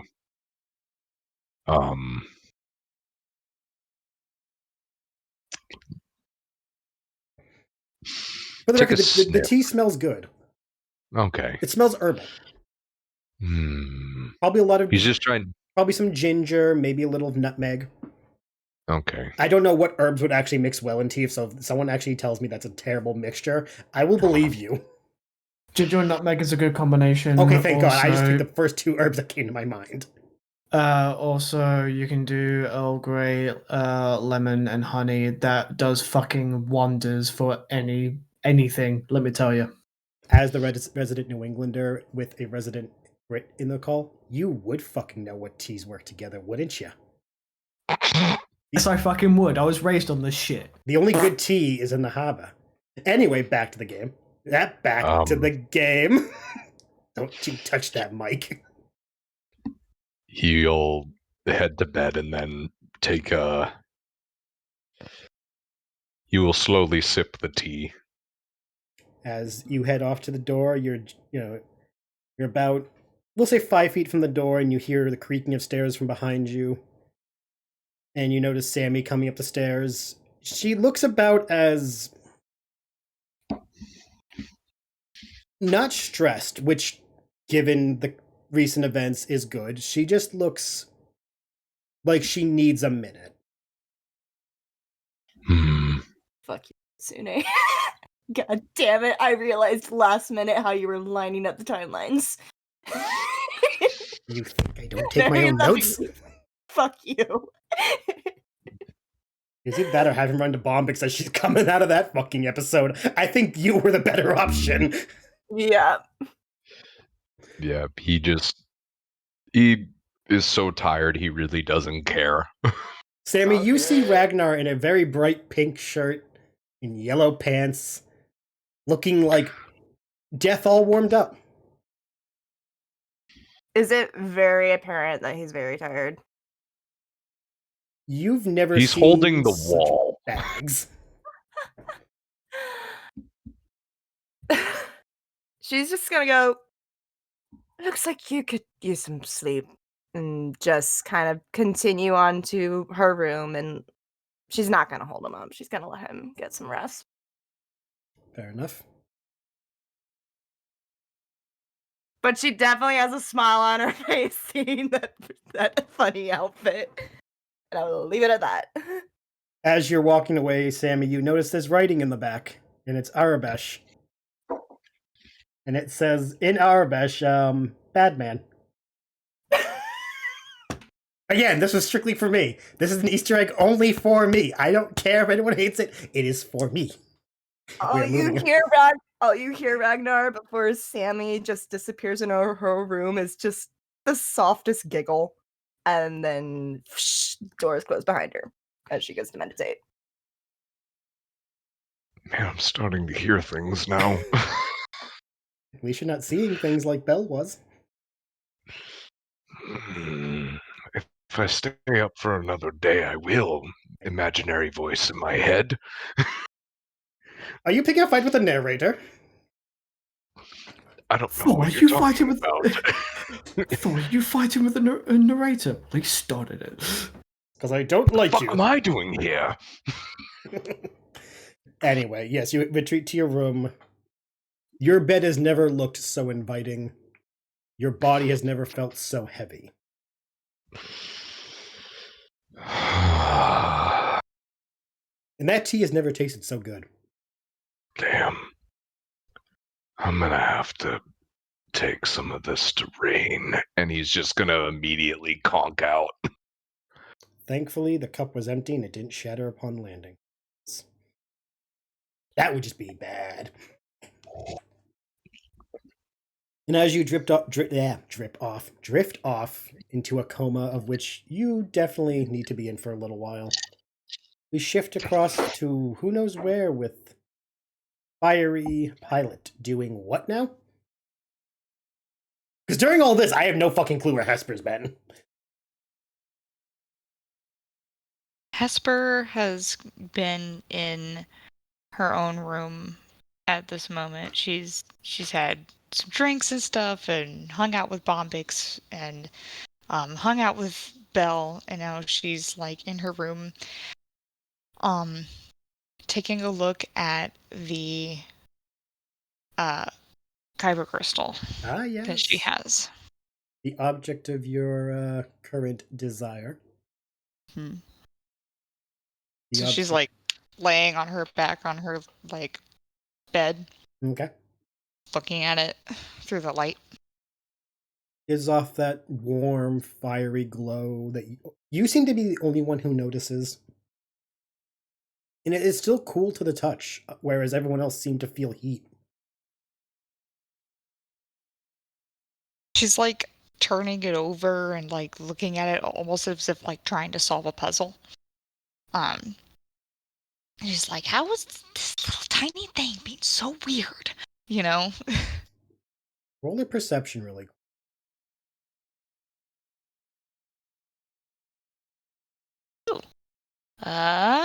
I got Number. I have a number. God. 19. As you turn it. I have a 19 number. Oh my god. Oh my god. My birth years, that's ancient. Rude. Listen, I actually had someone say that they don't need to see my ID because they saw the 19, handed it right back, and I'm like, ouch. But no, as you're turning it in the light, the inside of it, while it definitely is solid, like you are very aware this is a solid crystal. The way the light refracts inside of it, it kind of gives a lava lamp-like appearance. In terms of like the liquid kind of shifting and globulating. Probably isn't, but I'm making it a word. All words are made up. True. But the longer you look, the more it kind of just you come to conclude, okay, maybe my eyes are playing tricks on me because solids don't globulate. Solids don't glob like globs. Except on the planet Globular, where everything globs. Everything globs. Except on Glob Day. Then everything glorbs. Exactly. Next week on Star Wars, we'll be visiting Globular, where all the players will realize, I mean everything, even them. It'll be like that scene from Multiverse of Madness where they become like water paintings. Yup. She'll like flip it over and continue looking at it and then like sit up from her little like bed and like look around and like double check that she like locked her door. The door is in fact locked. She kind of looks around and like really thinks to herself for a minute.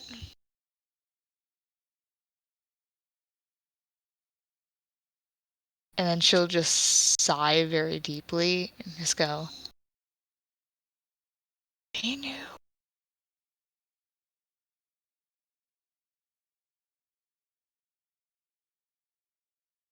Okay.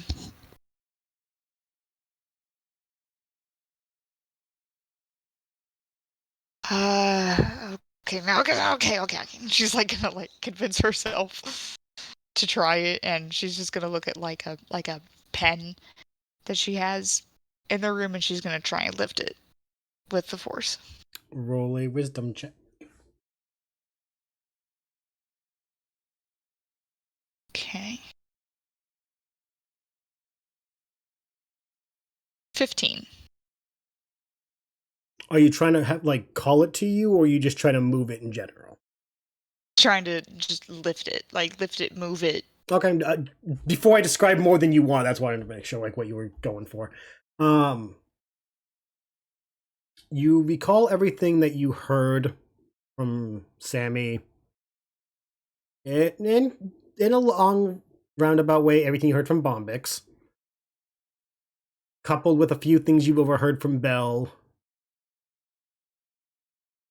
You take those deep breaths and you stretch out your hand and you try to connect to something above yourself, something beyond your frame of understanding, just like you did before in the basement. You find yourself saying in your head, a pen should be easier. It's smaller. It's lighter. You can do this. You already did something else. You've done it before. Like, you are psyching yourself up while also reminding yourself you've already done it once. It is possible. You just need to do it. And while the pen doesn't fly to your hand as Sami's lightsaber has done in the past, or her training remote flying across the ship's common area, you do see it lift off the nightside table, kind of like wobble in the air, and then drop. You were able to hold it for maybe 5 seconds stably before it starts to wobble and drop. And in that 5 seconds, you did feel the exertion that you had to let out.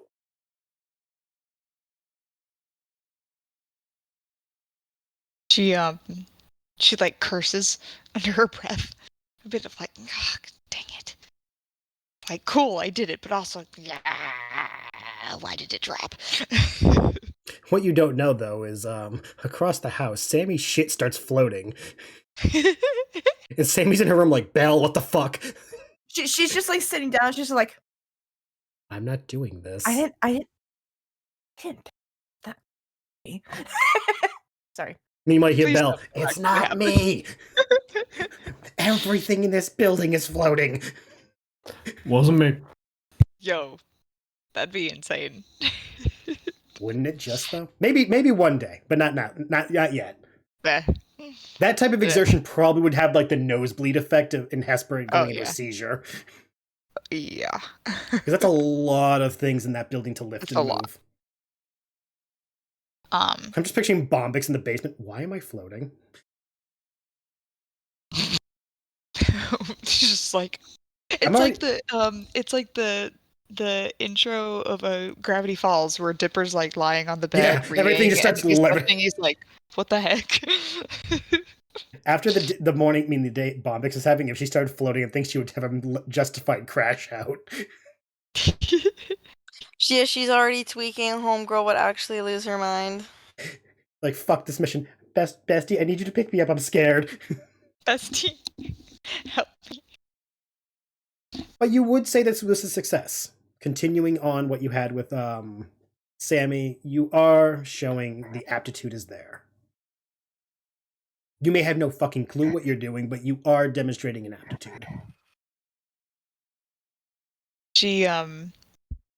She'll pick the pen back up and put it back on like her desk, and then she's gonna pace and like well,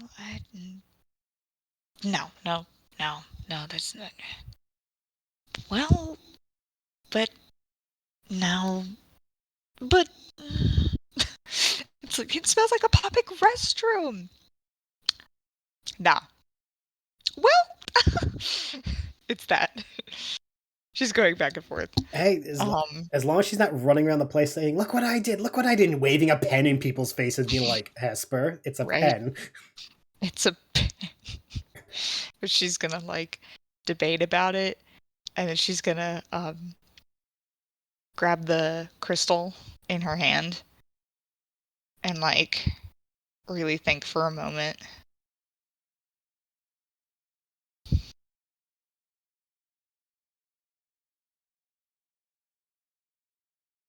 No. No one has to know. No one has to know. No one has to know, right? And she's gonna like look at the crystal as if it could talk back. No one can know. No one has to know. Roll a wisdom save. Do you hear the crystal talking back to you? Oh God! Listen, listen. You wanted the whole like, you know, weird shit is happening. Wisdom, you said? Yeah, wisdom save. 17. Yeah, you don't hear anything. Okay. She's just. This had the rare chance of becoming a grog moment, and I'm just like, ooh, could I fuck with this? Maybe. No, we'll see. The minute Hesper starts hearing a talking inanimate object, I think the party's gonna be like, well, oh God, exercise the. Time for an exorcism. She's Hesper starts going, my precious. And she's gonna be like, why am I talking? Okay, fine. And she's just gonna open up her door and she's gonna go to Sammy's room and like look around, see if anybody's around. There is no hair, hide, or sign of anyone. She's gonna very quietly knock on Sammy's door. Rat-a-tat-tat. Sammy, deep in her meditation. I'm meditating right now. Will I snap out of it immediately? I guess I fucking do. Let's go, bitch. Sammy, you find yourself floating. That's how deeply meditating you were. You actually are like maybe I'm like floating right above my bed. Yeah, like maybe like 4 or 5 inches off the ground. Like I'll snap out of it, and Hesper, all you hear from the other side is like thud. The sound of a body hitting a mattress, followed by a very gentle yelp. It's just thank you. Doors open, and she'll actually just with the force wave the door to open. Yes, I am doing the automatic doors with the force shit. I love it. The door whisks open, and you see Sammy kind of like adjusting her headdress on her bed, like.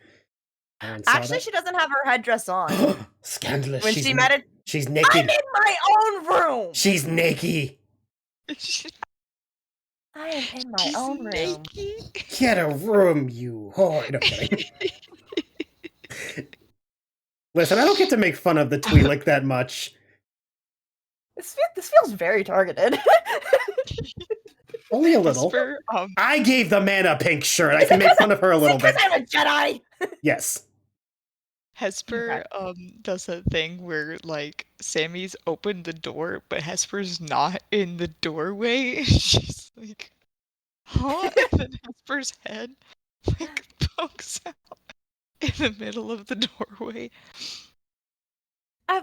Hey, Hesper. Sorry, I was in the middle of meditating. Did I interrupt you? No, it's... I can go. No. It's alright. She's gonna, like, look at her headdress. Ugh. What can I help you with? And Hesper's gonna step inside and press the button to close the door. Start a fan fiction for some people. And Oh let my the god! And ship sail. there's only one bed. And there's only And then one- they were roommates. Oh my god, they were God, they were roommates. roommates. Hesper's gonna like close the door and then like slowly turn around and be like, Everything all right? no. Yes. Yes. Sammy's gonna No. like scooch over on her bed and like pat the mattress beside her and like sit down. She's gonna come and sit down next to her. The thing that you taught me, Mm-hmm. the woo stuff, Using the force.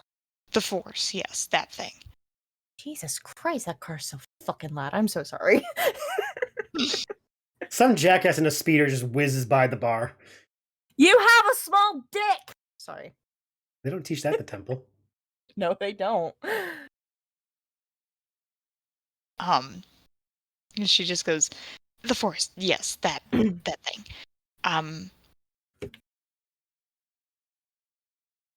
How long have you been doing that? Using the force? Since I was at least years old.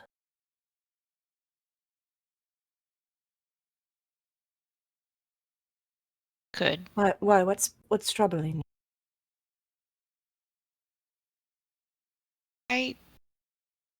Is it possible for someone older to learn? Well, what the masters at the temple teach me is that the force flows through all of us.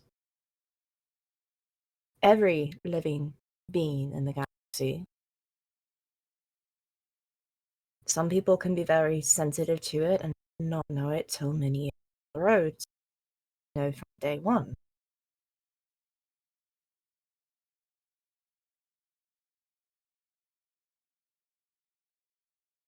That maneuver you pulled in Smuggler's Canyon.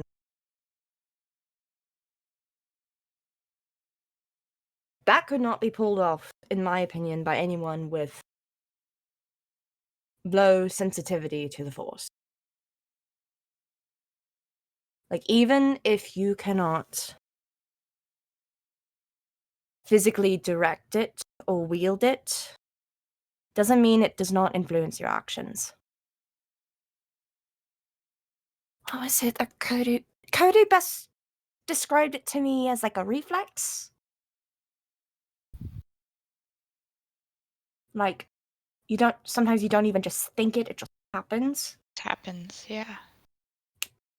However, if you do want to intensely focus on it, it does take practice. It takes a lot of practice, but there's no like limit of when you can start. The only reason they start us so young at the temple is so that we have better control when we're older. It's easier to teach us when we're young.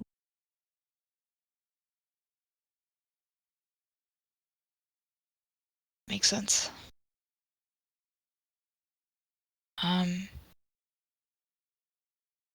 With the crystal things, could you tell me more? Kyber crystals? Yeah. You said the ones that you guys get in the temple come from like an ice planet? Yes, so all younglings in the temple journey off planet to build their lightsabers.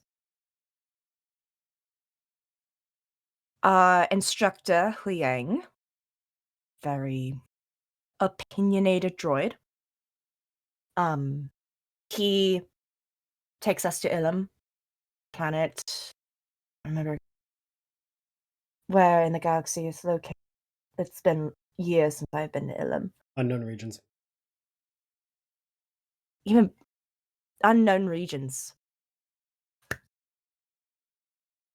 We venture out onto the planet's surface and we have to find our crystal, essentially. But not just any crystal, one that calls out to us. Unfortunately, they're not just lying around in the ice caverns. So they're kind of rare? I guess you could say that. I mean, because the planet is full of them. But once again, you don't just see them lying about like you would see a credit on the street.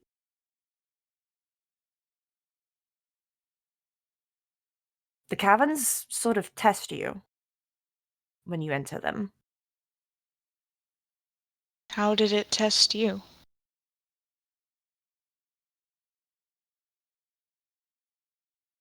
I got lost for hours.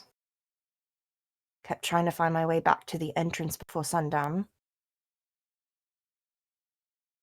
The more I panicked, the more lost I got.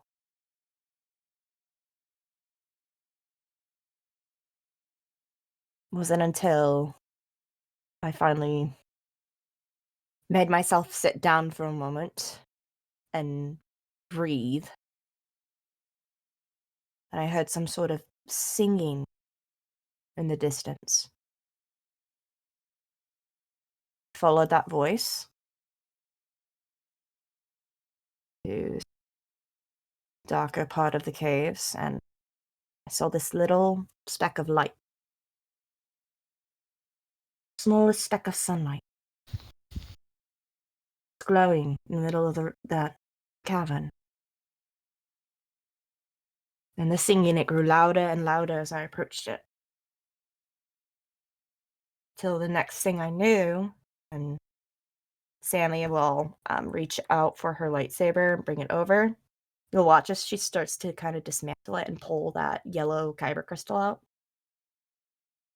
Next thing I knew, this was in my...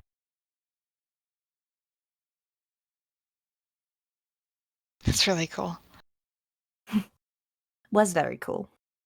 Still had to find my way out of the cabin before sundown, but it was a little bit easier after being able to trust myself and not get stuck in my head. Just... If the kyber crystals call to each person, or Jedi, Force people, whatever, then why did this one come to me? I didn't go through any trials. I didn't go through an ice planet. I went into a shop and happened to find it, and it like, I don't know, something clicked. Off-table question for Hannah. Did you mention to us that the shop like completely vanished after you exited it? She did tell Sami that. Okay. You said the shop disappeared after you left. Like it never existed before? It was like the shop completely was non-existent, as if it hadn't been touched in years. There was dust all over the doors and the windows, and debris. I'm no expert on kyber crystal. Who's to say that wasn't your version? Sami, it's this moment while thinking about it, you recall that as there are many trials in the Jedi Order, one such thing could be considered the trial of insight, testing an ability to resist illusions or deceptions. It is often also used as a sort of riddle, puzzle, for someone to solve. with an answer that further will be clouded by illusions to demonstrate that in life, nothing is black and white. Not everything will have a clear-cut answer. Some things are always going to be beyond your grasp. I'll relay that information to Hesper. Or it could be some weird hookum shit. Or it could be that. I mean, just she from did what I... ask me some questions. What kind of questions did she ask you? She referred to the stars and destiny and asked me what I thought about the idea of destiny in our paths and all of that, and I simply just said that if we're all made from stardust in one way, shape, or another, wouldn't we, why wouldn't I go with what tells me, Mm-hmm.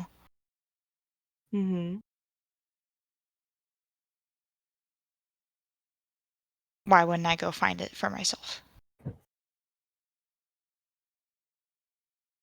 I don't know about you. That sounds like a trial to me. Hesper's gonna whatever it was, turn and look at the fourth wall camera. Whatever it was, you clearly passed because you now possess that. She said it came from a hellish planet. Place filled with fire. Yeah, when you hold it, it doesn't burn you, does it? Mm-mm. It could be warm, but not painful, not burning. It's more of like a candle.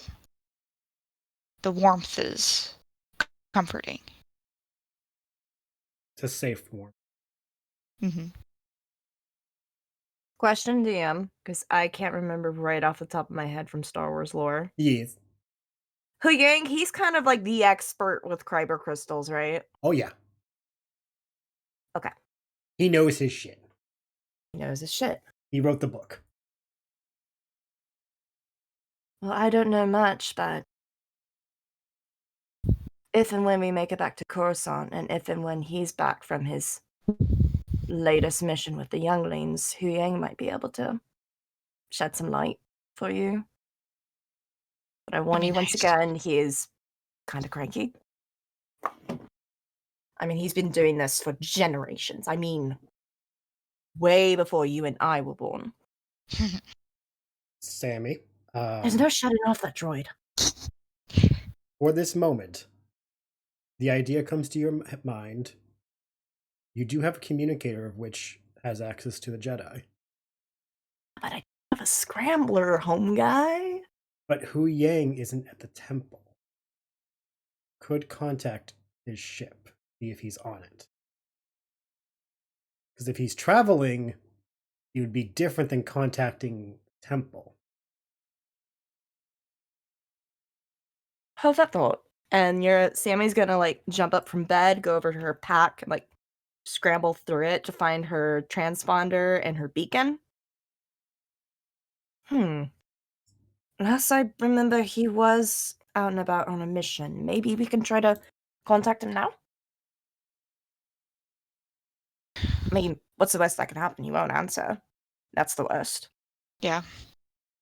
I will try to contact the David Tennant droid. Okay. I need you to roll a D100. Oh, fuck me.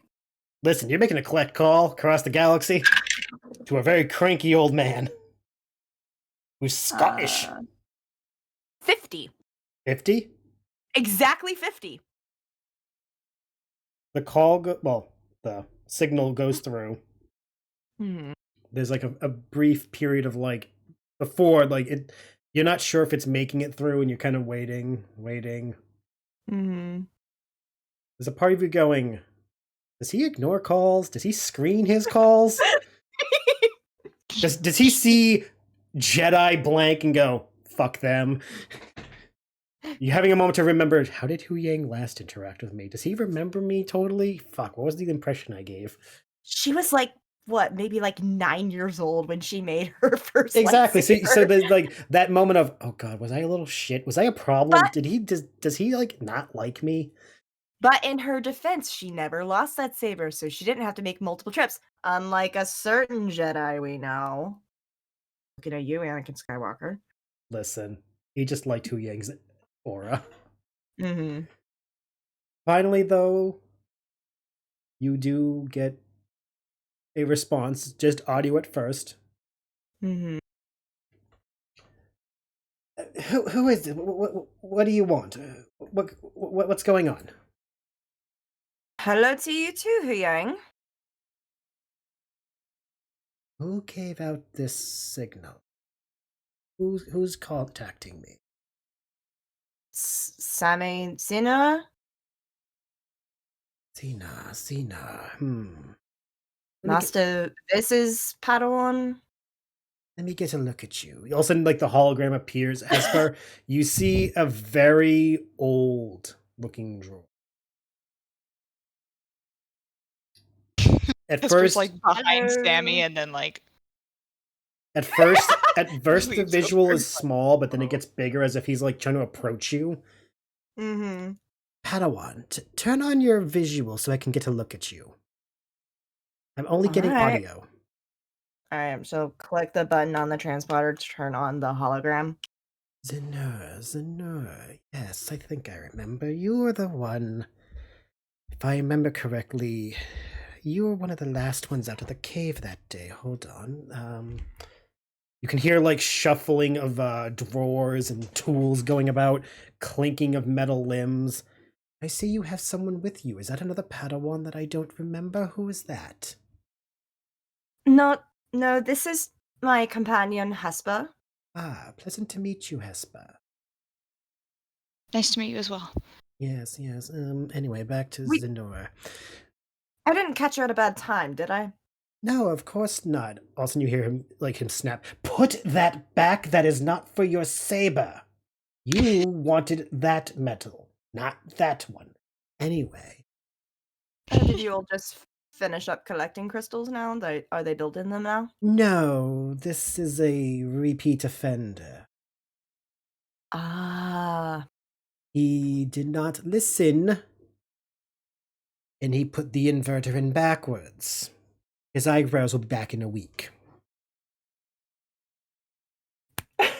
Sami face palms, but she's also like trying to stifle a laugh. Because that just sounded so funny. Oh. But Alright, oh, I remember now. You're the one with the sunburst crystal, I remember. Yes, that is me. Yeah, you didn't lose your lightsaber, did you? No. Oh, stars, no, I did not. Good. And she'll hold it up for him to see, even though it is kind of half disassembled. You'll see he'll like his receptors kind of like focus, and he looks at it. Why is it not in proper assembly? That's for me to know and you to not. Is that Do you mind is that answering? a crack in the pommel? No, it is not a crack in the pommel.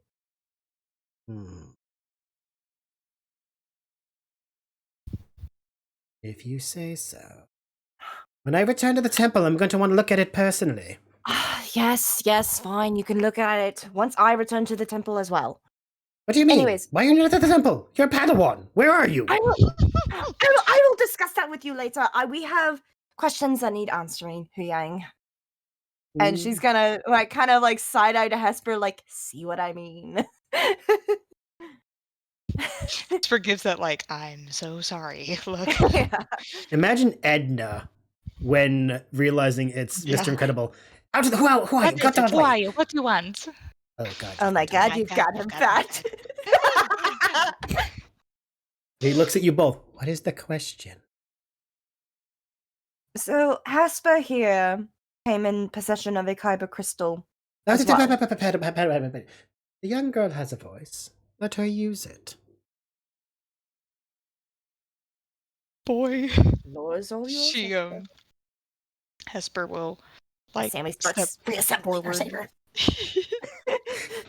Teacher Hesper got will step- mad. She'll step forward next to Sami and look at her for a second before like fiddling with the crystal in her hands. And she says, I came into possession of this crystal a bit ago. I was minding my own business. I found a shop, what looked like a shop. It felt very real. And there was tons of knickknacks and things like that. And this, like, little box, this little container just seemed to pop out to me more than anything else. And I picked it up. And this old lady who was in charge of the shop started questioning me about it and saying, oh, you have a great eye. You know, you got a good eye of value, and this will only open to the worthy and stuff like that. And I was intrigued because I like trinkets. I try to find things all the time. And then she started asking me things about the stars and what I thought about them. And when I bought it, she quite literally shoved me out of the store, closed the door, and when I turned back to protest, the entire shop was gone as if it hadn't been touched in years. She said that the crystal came from a hellish planet, and she's gonna hold it up so that he could see it through the hologram. As you're describing this, the two of you see the hologram. The other limbs of Hu Yang come out and swat at something. You don't know what, but he's looking very intently at you, but the limb just like thwack, and then you hear like a very like quick yelp. Just backhanded a child. Followed by a, I told you to leave it alone. Shut up. Sorry. I told you, students, to not bring toys on the trip.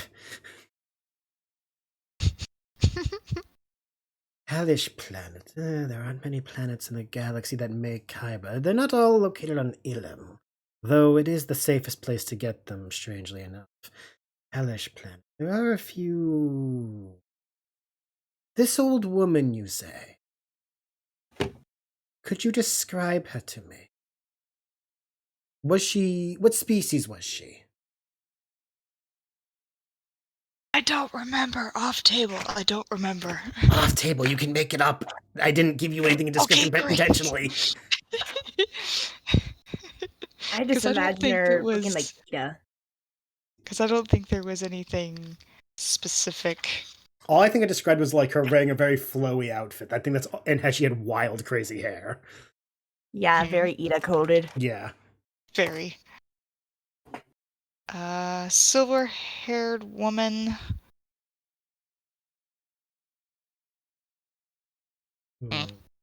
Yeah. She was, about yay high, long silver hair, kind of frizzy. She had these kind of deep eyes, but bright, like they had like a twinkle, I guess, behind them. Like a Rhodian humanoid twinkle. Let's see. Go on. Kind of a humanoid. Of course, wouldn't have been a droid. Go on. She kind of hunched a little bit, and she had long fingers, just long slender fingers. There are myths in this galaxy. Some that even I don't know the truth to. It sounds like you came across something, though I don't want to say entirely what I think it is yet. I would need to have been there. What planet were you on when this all happened? on Coruscant off table? Yes. We're on Coruscant. Here you go. She'll say, we were on Coruscant. Oh, it's more intriguing. Jedi would have known about something like that if that was present. Ooh, you have given me a mystery. I like that. Put that down, Padawan. You slowly take him. You see him take what looks like a half-assembled lightsaber. That belonged to one of the council members. Puts it away. Oh. No, not that one! And you hear like a short circuit and be like, oh, take that one to the infirmary. Oh, he'll be fine. Just don't let him sit down for a week. Oh, God! Every year they seem to get more and more rambunctious. I am sorry. You said you're not a Padawan, though, Miss Hesper, correct? No, I've been a smuggler my whole life. Oh, smuggler. Means you've traveled about the stars. All right, very interesting. Although, I do have a tendency to find things. My gut's usually always right.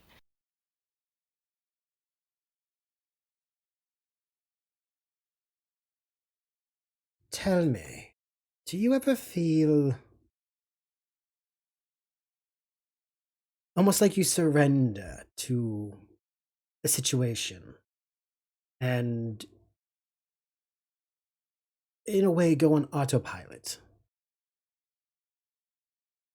and come out of it successful? Like you enter a fugue state. Yeah, I guess. Yeah. Interesting. By the way, Sami, you do hear this, and that does correlate to the whole describing of the Smuggler's Canyon. Mm-hmm. You were a child of a smuggler. You would explain why you weren't picked up when you were younger. Are you...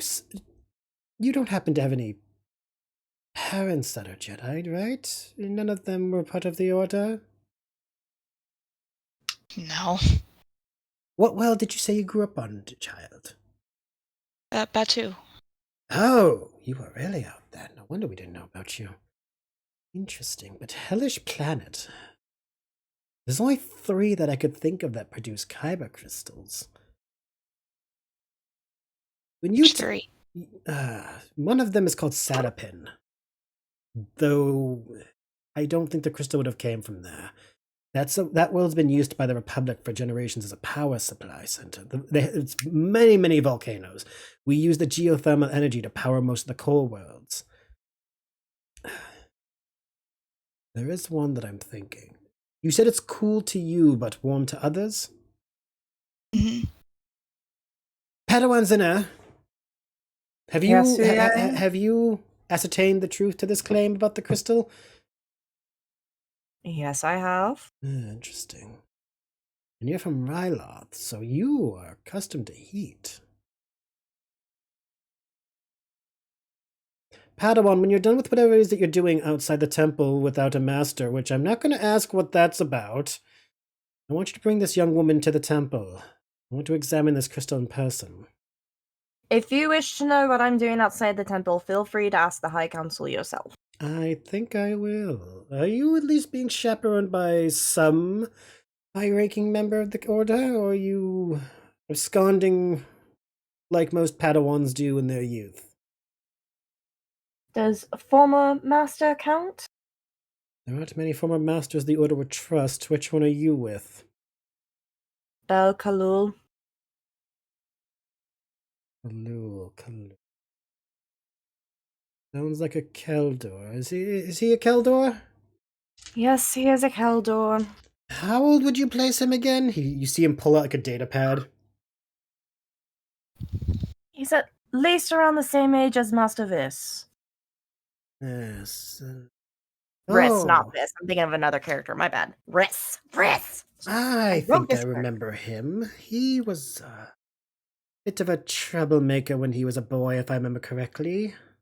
I think, if I'm not mistaken, had to have a replacement saber 3 times before he became a knight. Once for losing, second time for having it taken away due to a bit of showboating with the other Padawans, and the third time was on a mission. That time wasn't his fault, though. Can't be blamed. But the first 2 times I do remember scolding him quite rightly so. He ascertained neither was his fault, and it was the fault of another. Oh, what was their name? Kodu. Yes, Kodu. He did blame Kodu for those 2 times.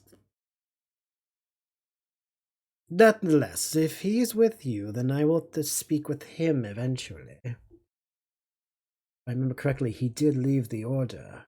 Him coming back must be... something must be wrong. Like I said, if you want to inquire more, talk with the High Council. I will. We won't be back to the core for at least another few weeks. If you are there at the same time, please come find me and bring this Bel with you. And this young Hesper woman. I desperately want to meet her. Mm-hmm. And if you'll excuse me, I apologize to Dash. I do have some rambunctious rapscallions who think they know more than I do about lightsabers. No need to apologize at all, Hewing. Thank you for answering our questions. Of course. And as always, may the Force be with you, Padawan. May the Force be with you. And the call ends with a blip. Call ends. Sami just flops back on the bed. Fuck you, Huya, for airing my dirty laundry. He has not gotten any better. He really needs to go see a droid smith about his yapping. I liked him. One of the few that do. Most of us, when we have to be with him for weeks on end, are more than glad to be off that ship.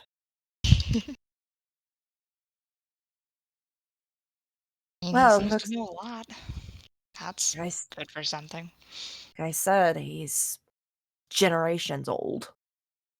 I don't even think they make his model anymore. Roll a lore check.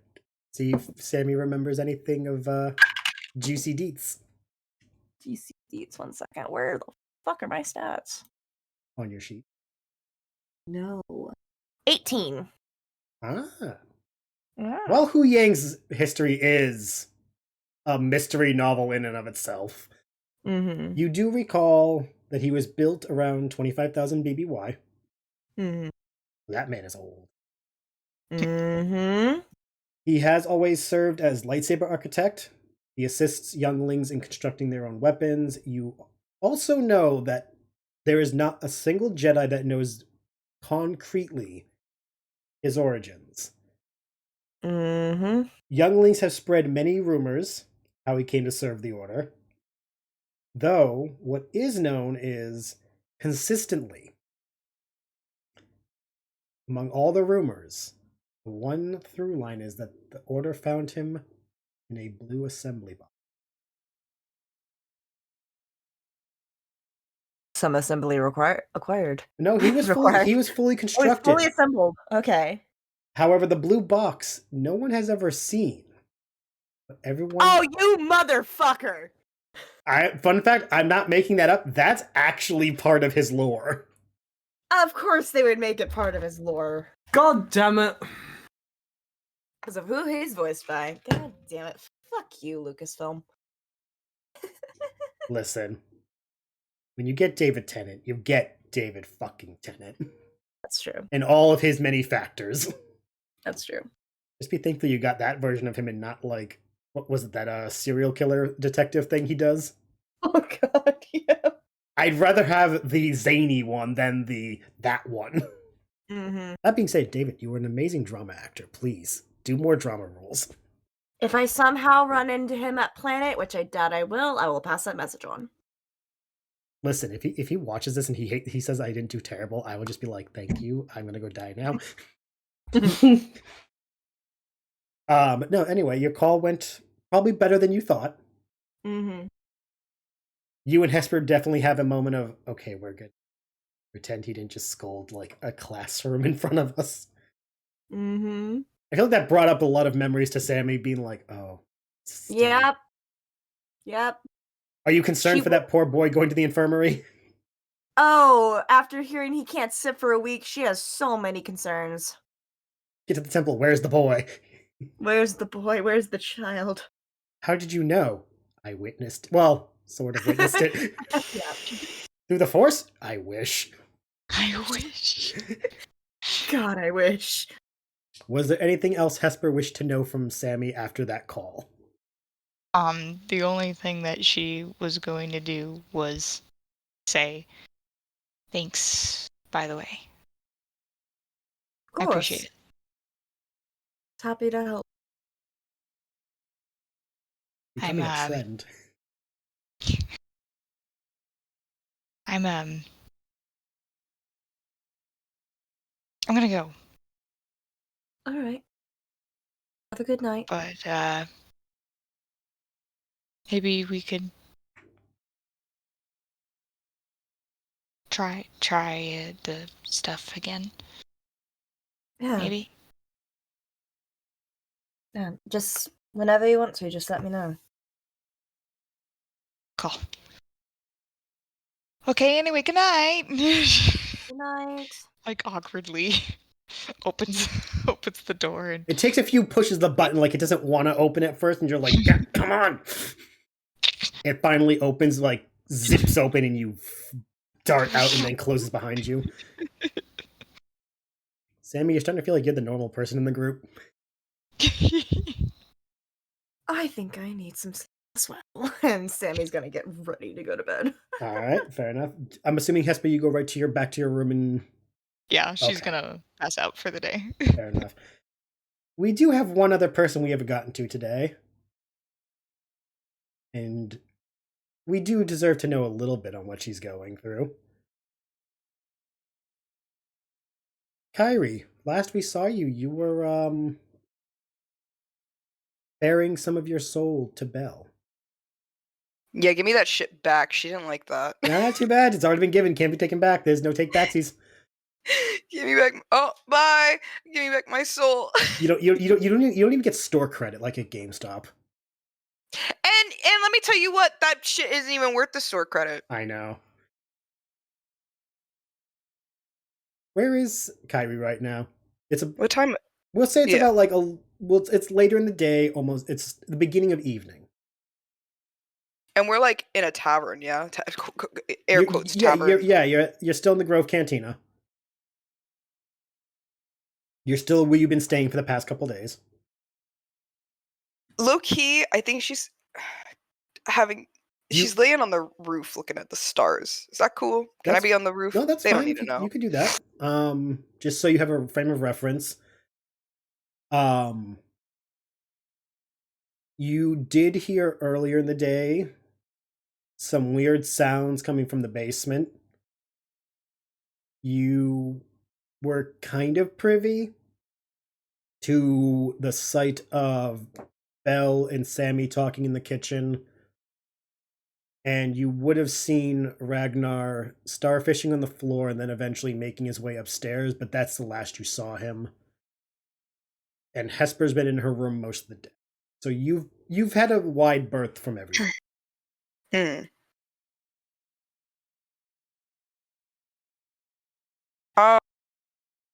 before you ask, it is a very clear night. You can see the stars as you wish. Yeah, that's perfect. I think that's it. Yeah, I guess, because if everyone's gone to bed. I have to ask, what are you doing on the roof while staring at the stars? Mind your own fucking business. No, that doesn't work with me. I'm the DM. I need to know these things.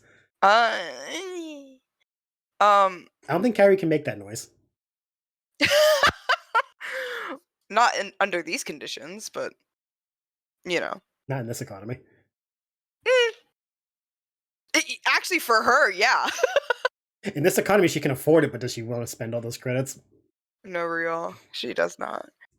Does she have the bag next to her just in case?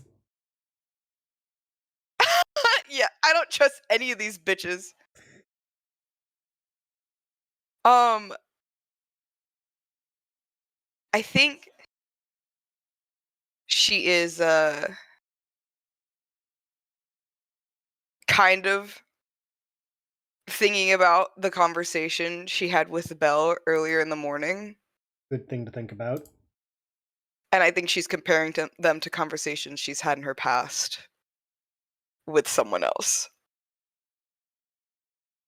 Is in those thoughts, you do recall days long gone by on Nar Shaddaa. You can't help but remember a rocky start to that relationship due to a more sticky-fingered youth. Barely 10. Sneaking in where you didn't belong. But while the rocky start was such, Taryn never treated you wrong. You can't help but realize, not for nothing, Belrid does remind you of him, some good ways. Especially being a weird old man. Good weird, not bad weird. Just weird. Maybe that's why you gravitate to him, because you're a little weird too. As you look at the stars, you kind of can't help but wonder, what would he think of you right now? Mission, doing what you guys have been doing. For a quick moment, roll a perception. Oh. If you are looking at the stars, let's see what you can perceive in the sky above you.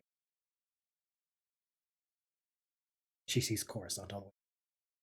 Damn, that bitch got 20/20. Oh, no, she doesn't. I rolled a 7. You see a few constellations, none that you recognize.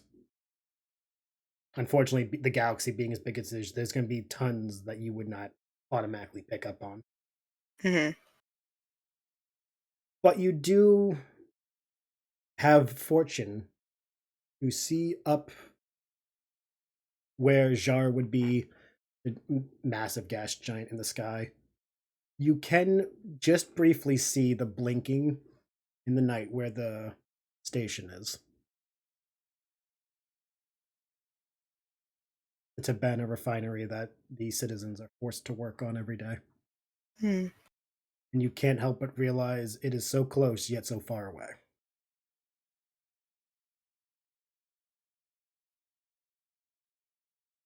There's also that sense of, for those who don't know, Jar would look like how we depicted Jupiter in the 90s. Like that brown, that orange, and that red color. Not like how it actually look, where it's like a bunch of yellows, blues, greens, and like...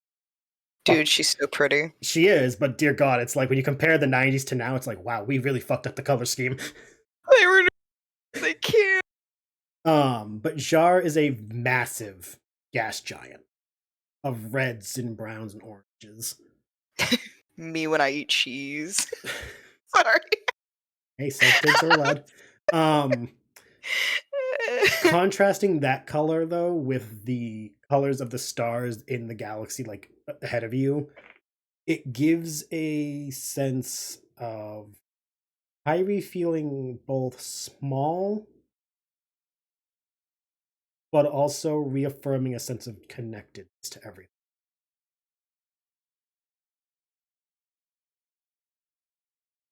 I want her to roll me a wisdom save.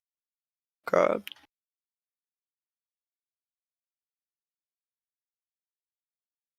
Can't read. Oh, there we go. You were elected to lead. Not to lead. Ooh! I got a 19. Ooh.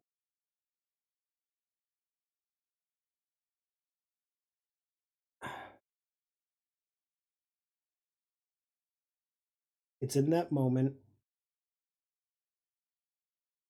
you remember something from when you... Thinking of Taryn, you recall one day coming over as you often did, He wasn't there to greet you as he often does, Mhm. but you overheard his voice from another room in his home. All you remember him saying is, "I know as a child you struggled a lot with many things, but one day you'll figure this out. When you do, you will change everything about the world around. What is and always will be my brightest student and proudest achievement is you." You don't know the context to which he was speaking. But ever since that day, part of you always hoped he was talking about.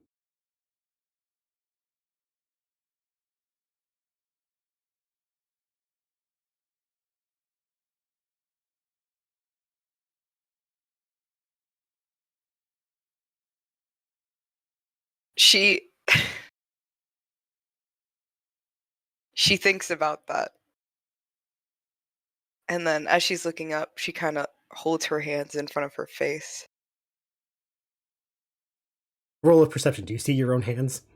Can I see? No, you just see Bombyx's hands over yours. Sup, bitch? Give me those fucking. Oh my god, she can't fucking see. I rolled a. Go ahead. I was kidding. There was no perception roll needed. I was just fucking with you. Oh, well, I rolled a 3, so thank God. This is how Bombyx takes the boots. Ah, look, she's looking at her hands. Yoink! She's looking at her hands. She's blind. Go. You know a bitch hate to see me coming when they looking at their hands. Bombyx IRL. It's that joke from Critical Role. He's dead. Kick him and take his vest.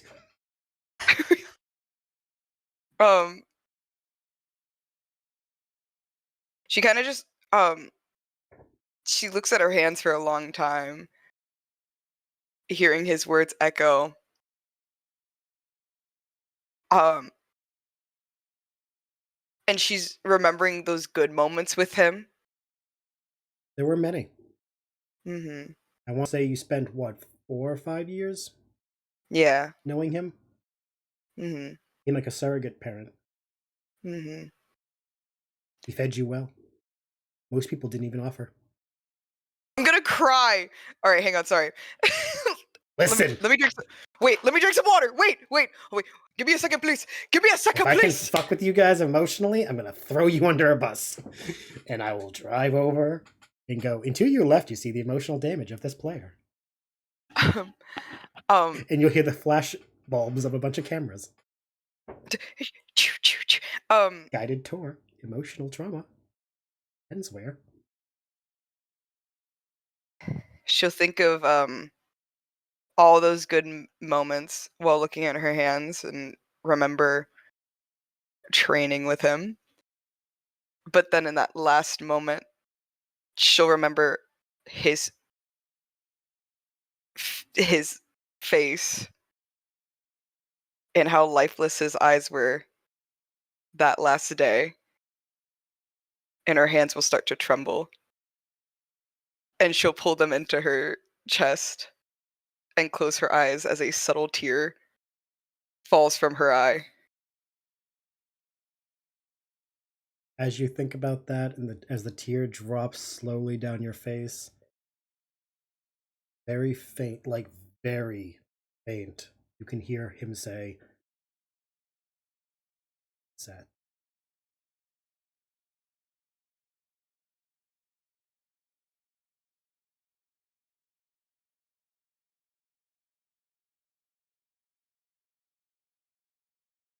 And that's where we're going to end this episode. I'm sorry, what the fuck? And what if I bought a ticket to Boston and fist fought you in the street? You would not win. I Peace and mean- love, you would not win. I mean, all they do is like offer you cheese. My heart hurts right now. What the fuck? And I man? looked you in the eye and told you I ate so much cheese tonight because I didn't have a choice. And I haven't died yet. I'm growing stronger by the day, guys. You're leveling up little by little. Yeah, I'm like level 69 Heyo right now. Oh, I actually feel my heart fluttering. What the fuck? Yeah. How dare both of you? I'm good at what I do. I've been cooking that shit in the chamber. I've got some shit in the chamber, guys. Just wait. I'm gonna fuck all your shits up. I haven't been Consensually. able to make a tragic D&D character in a while, so I'm really glad I got to. You're gonna fuck me, hopefully? Well, that's been on my agenda for a while, baby cakes. Don't even worry. My birthday's Okay. coming up, and so is God yours. damn you two, get a Oh, it's room. fine. And all I hope for our birthday is for us to finish No. at the same time. That's how- Kitsune, did you finish the recording? I gotta ask real quick. We're still recording. I haven't been able to say the outro thing. Oh no! I haven't been able to do the outro because you kind of just dove into that. So It's They caught me fine. being a whore in 4K. Well, I instigated it, to be fair. Look, we're just devoted wives, that's all. Mm. to those of you This is what a watching, healthy that was a marriage bonus looks feature like. that you probably were never expecting. The next episode, when we record it, we will be skipping day 3 of the downtime. Not for any other reason than we have done a lot in the past 2 in-game days. The next session we will be working on is the actual party.